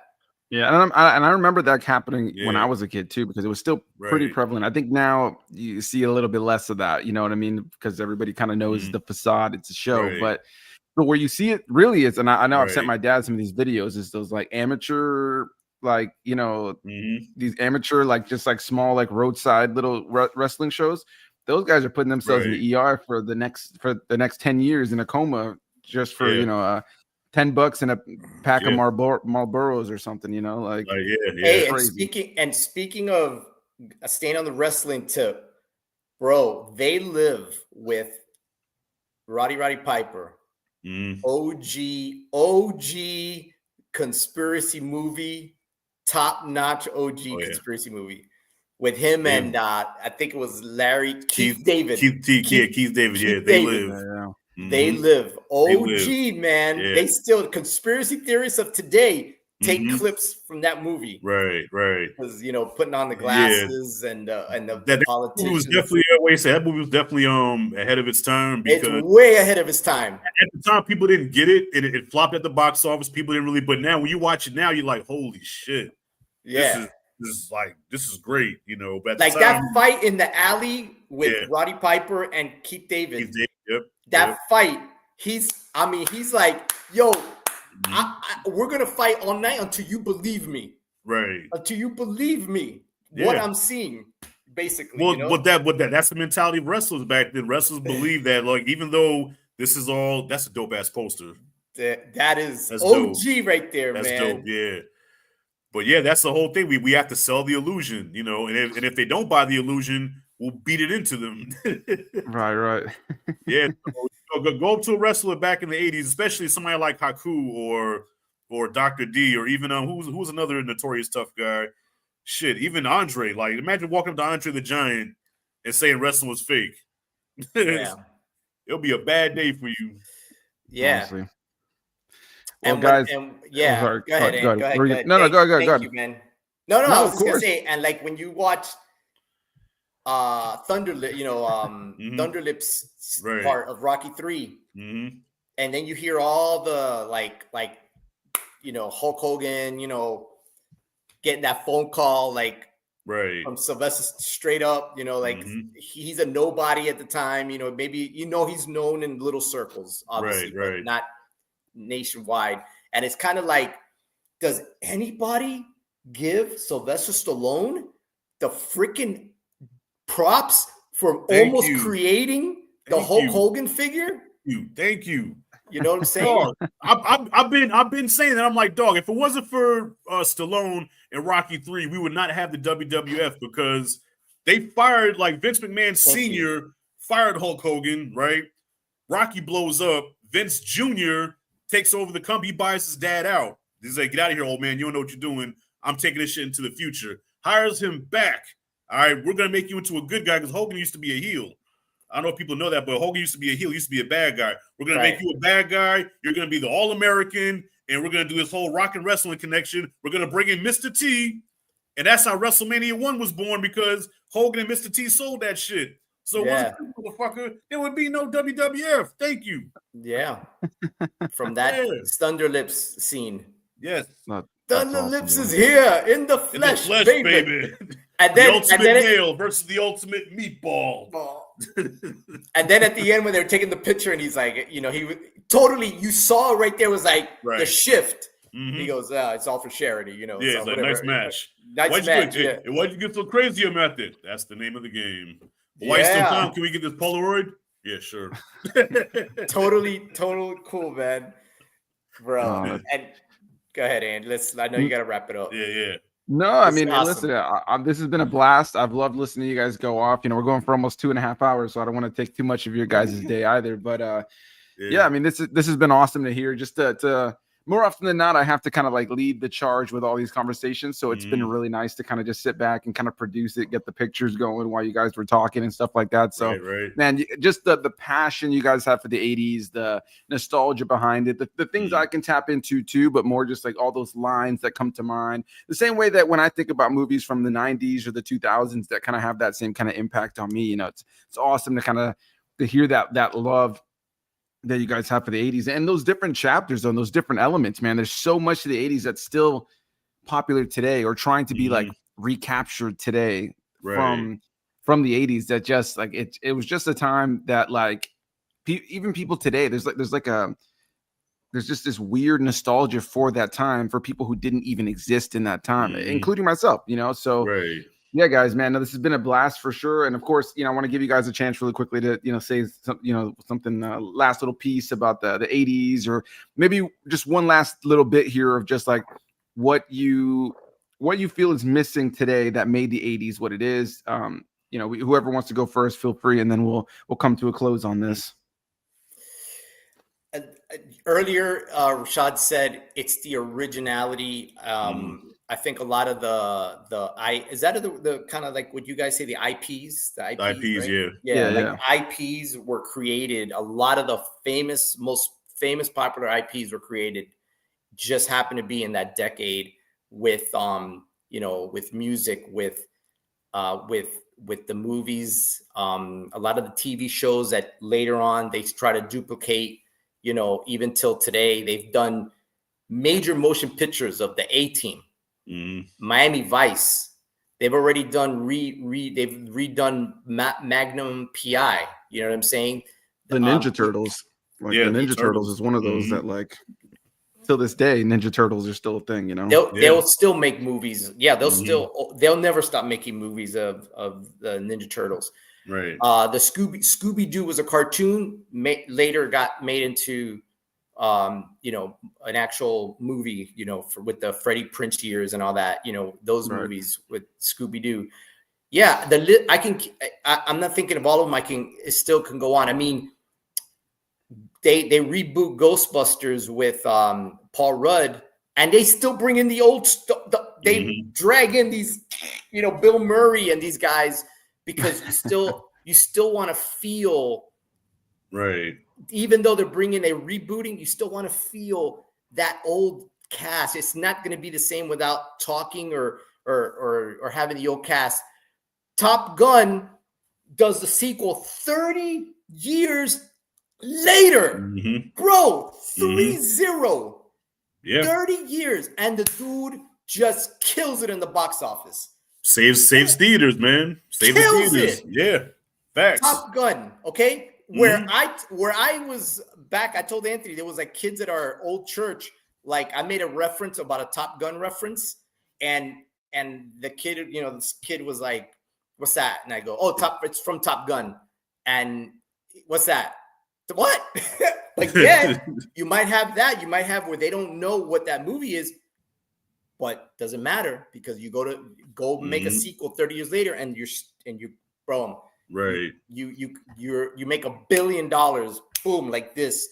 And not to say that I don't think right now we just happen to be in the Marvel world. Who's that? Alden Tuttle. Hey, Alden Tuttle, what's up, man? I saw I've been out of school for a lot of years. Is he saying Top Gun 2 is greater than Top Gun 1? Yeah, that's greater than Sun. Okay, well, all right. Right. I would say, Alden, that that's a very good, we could have an entire show about Top Gun 2 versus Top Gun 1. I would say that without Top Gun 1, you're not getting 2. But yes, 2, yes. I mean, man, I've rewatched Maverick a few times, and to see the actual legit, them being in the cockpit versus the 1986, you could tell they were like in a, you could tell they were in like a little box, being moved around, but now you can see them, they were actually in a cockpit, and the actual planes, when that one scene where at the very end when they were just about to shoot down Maverick and Rooster, that plane, that turn that it did, and you're like, that's not CGI, bro, that's real life, man. That turn, and he goes, Maverick, he's right, he's on us right away, like that turn that plane did back in 1986, bro. I saw a behind the scenes with Tony Scott and those guys. It was Tony Scott, right? Tony Scott, Tony Scott. I saw behind the scenes where they had a model of a F-14, like a toy model. And they had a guy on a ladder, and they freaking lit the toy model on fire, and they threw it in the air. They're like filming the thing and spinning. And I'm going, damn, off a ladder. And they sold. But listen, they did some crazy not outlandish, but they did some crazy experimental shit in the 80s. But it calls for some iconic imagery that we'll never forget. Right. So the to see like real planes and to see them really in the cockpit was really good. It was really good to see that in Top Gun 2 for sure. But yeah, man, that's as far as the movies of today. We're in the days of the superheroes. A lot of the Star Wars. Let's make as many. Let's make as many movies as we can kind of situation with their, I don't know if it's for some people, they might love it, some they don't. To see the big screen actors and actresses now doing show to bring the big screen and put it into TV series. You know what I'm saying? And to put them into, we're in that day now. Like we didn't see that in the 80s. Like a TV star was a TV star. Scott Baio wasn't going to be Scott Baio from Happy Days wasn't going to be in Indiana Jones. Right. You know what I'm saying?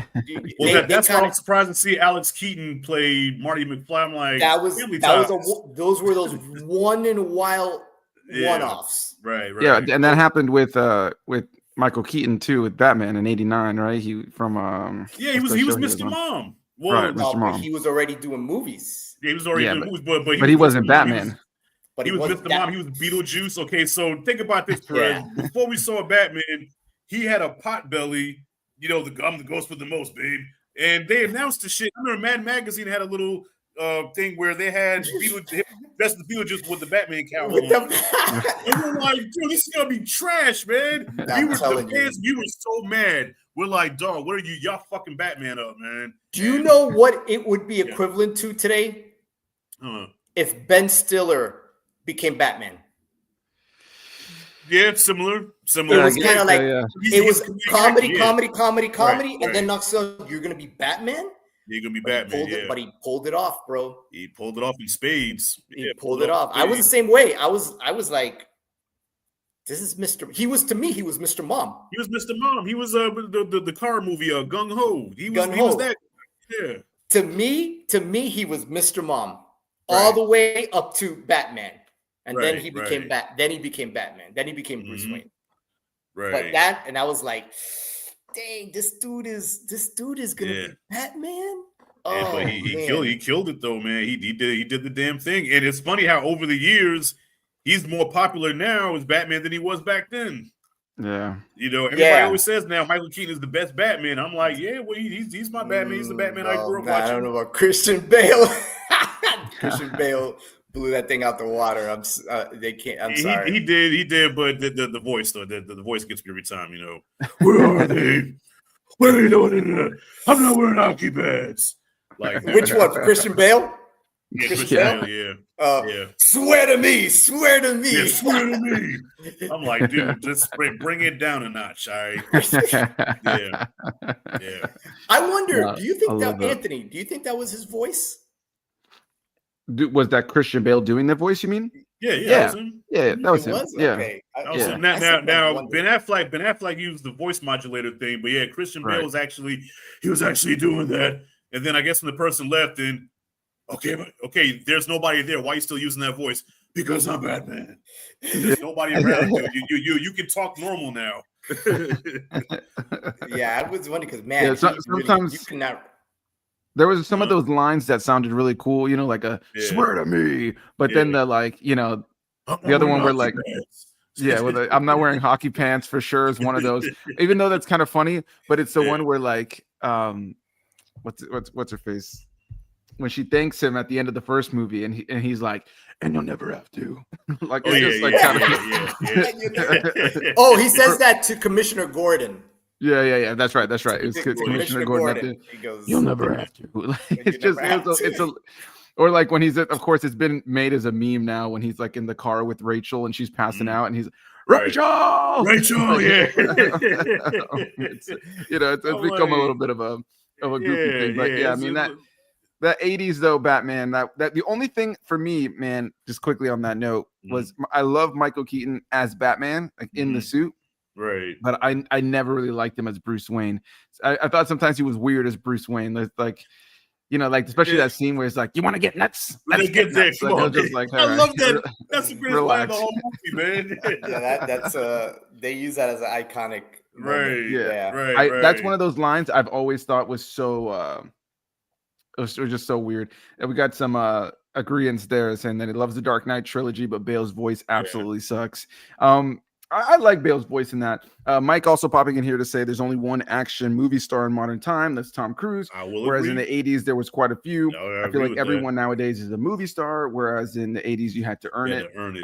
I think that's one thing my dad always talks to me about is he feels like with music stars in particular, but just in general, that like there isn't like that earning. Like you got like kids out here that are like the biggest names in entertainment now, whereas back in the day it was mostly like people like in their late 20s or their 30s or 40s. Watch that freaking Billy Joel doc on HBO Max. Watch that. Because I saw Billy Joel, that I was like, click. I watched that thing. Watch that. Because number one, Billy Joel, hit machine. Just hits from the 70s, 80s. And then, obviously now he's living off of those hits from the 70s, 80s, and a little bit of the 90s. But just to see the journey, bro. Right. When he wrote Piano Man, listen, I'm the piano man. He he was broke, but he already had some music success, and he was going, and he was, right. and he went to California. He was working at a piano bar to make money because he was broke, and he was already Billy Joel, but because he was in an issue with his record label, he just said, I'm gonna go and work at this bar as Billy Martin or something, like Bill Martin. And Bill Martin. nobody knew who he was. He was just sitting there. Yeah. And as the song goes, in the song Piano Man, there's a verse that he says, like towards the end of the song, he's like, what do you, that he would say, that the crowd would say, like, what are you doing here? Like, you remember that one verse in the song? Like, why are you here? Like, you sound like you should be famous. But he kind of was already. Right. And he just couldn't do it. He was having issues with his label back in New York. So anyways, just to see a guy like that who's freaking sells out Madison Square Garden at 70 years old, or however old he is today, from all those songs, like, I'm sorry, bro. Like, I don't see, what's an example? I don't see Katy Perry. I thought you were going to say Taylor Swift. I don't see Katy Perry. Taylor Swift is doing that, though. Is she? But do you know anybody that listens to Taylor Swift? Like, she's so popular, but who the hell I know a lot. To Taylor Swift? I not me, but I know a lot of people. I have friends who I work with. Big. Yeah, dude. I have friends who go. That last tour she just did in stadiums was ginormous. Really? And I have friends who spent like thousands of dollars for a ticket to go see her because of the scalpers and like how much the resales were. But like all that entire like last tour she did where she was in the news all the time, like sold out stadiums the whole time. But that's a very like the reality is you ain't getting as much of that today as compared to the stars of the olden days. Well, I want to conclude with this though, man. Go ahead. I was about to pass it off to you. I was going to pass it off to you now for you to get your bit in there. This slash good to hear from me, man. About this. So the whole time I'm trying to put my finger on like what is it about the 80s that made it stood out to where they really don't capture that now? Because Perez, we watch a lot of movies, man, and I will admit, movies now are made a lot technically better. Some of the effects are better. Like sometimes the CG gets lazy, but overall, movies are made way better now than they were back then, even as far as acting goes. So it's like, okay, everything on the technical level is working, performance, everything is working. The score, everything is working. You know, how beautiful the movie looks, how it's shot. But it's like everything it checks off all the boxes.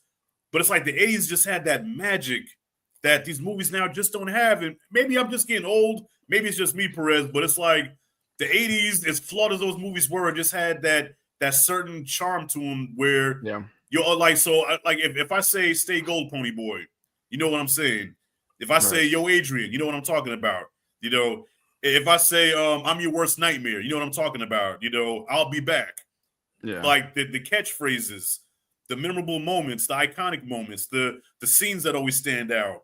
That was the 80s, man. It was just I guess lightning in a bottle for a time where ever since they've tried to duplicate that, and you know, sometimes it comes out good, but it doesn't have that same feel as those movies had. So I can say now, like, there's so many great movies now. There's so many really good movies, but nothing that makes me feel like those movies made me feel, and I can't put my finger on it. So maybe one of y'all can elaborate more. I can't put my finger on it.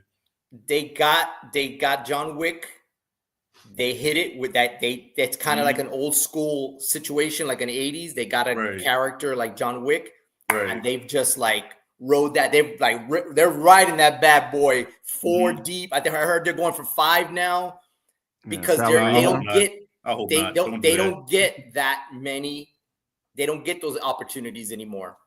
So that's the big truth. It's like it's the oversaturation, and even with my favorite franchises, right? Like I tend to be on like the more advocate side of something like Star Wars, right? But like I think it's one of those things where like there's just so much of it. Marvel's another thing too, but then like John Wick. I mean, now there's 4 mainline movies. There's the Ballerina that came out earlier this year that also features John Wick in it. There's an anime movie of John Wick that's going to be coming out. There is the rumored 5th movie that's going to be coming out. I don't know what that's going to be. The Continental. the Continental TV show. Like, it's just like, yeah, it's just like we're in this time of just like, if it works really well. And I rewatched the first John Wick last night because I'm going to be on a podcast tomorrow talking about it. And man, part of what I really enjoyed about rewatching that first one, like, was the simplicity of it. Like, it builds on the lore of the Continental and stuff like that. And I like how the second and third one expand that lore a little bit, so you understand how that world works. But man, once you get to the fourth one and they're doing like the Batman cowl thing with the jackets, you know, like the armor plated jackets, it's, you know, it loses its luster a little bit. But I do agree with what you're saying, Rashad. There's just a charm to the 80s, man. Like, you know, you and I are huge fans of slashers. And there's really good slashers today that have like really great special effects, and that blood and gore is taking it to the next level. But there's just a charm to throwing on, Dream Warriors, or to throwing on Jason Lives, or throwing on, you know, one of the cheesy Michael Myers movies or something. There's just a charm to that time. And this is in the 80s, but just a couple weeks ago, I got to see for its 30th anniversary, which is crazy. I got to see a Goofy movie on the big screen. Yeah, that came out in the 90s. Yeah. And bro, you know, every time I watch a movie, like, you know, I love modern day 3D animation. This year alone, we've had some really good ones. Neja 2. I know you love that one too, Rashad. Like, probably one of the best animated movies I've seen in years. Like, crazy action. K-pop Demon Hunters is like taking everybody by storm. I watched that a couple weeks ago, and I was actually I got the song stuck in my head still. And the animation's gorgeous, but there's just a charm to like 80s, 90s and hand-drawn animation that you just can't.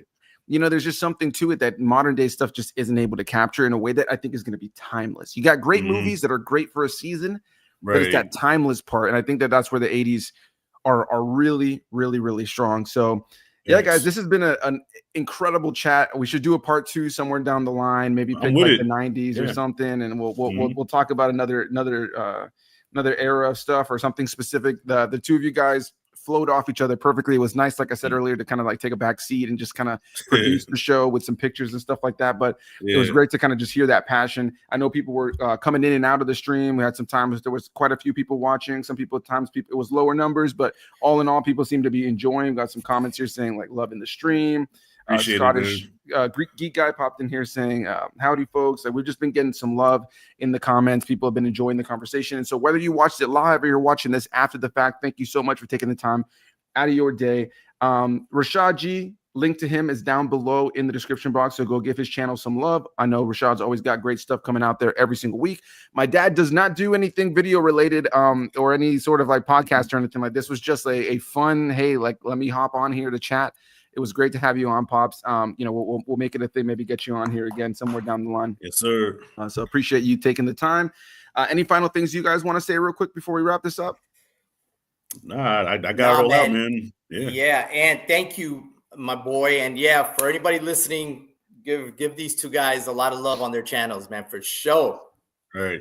And Roman, definitely good meeting you finally, man. After years of Perez telling me, like, man, you gotta meet my pops, man. You gotta talk, because you and him, man, y'all both love Rocky and stuff. I said, yeah, anytime. So this is like a dream come true to make this happen, man. So I was happy to be here. Yeah. Awesome, guys. Well, thank you guys, everybody, again, for watching live. We'll see you guys in the next one. Make sure to hit that like button, subscribe to me and Rashad, and we'll see you guys in the next one. All right. Bye, guys. Later, Rashad.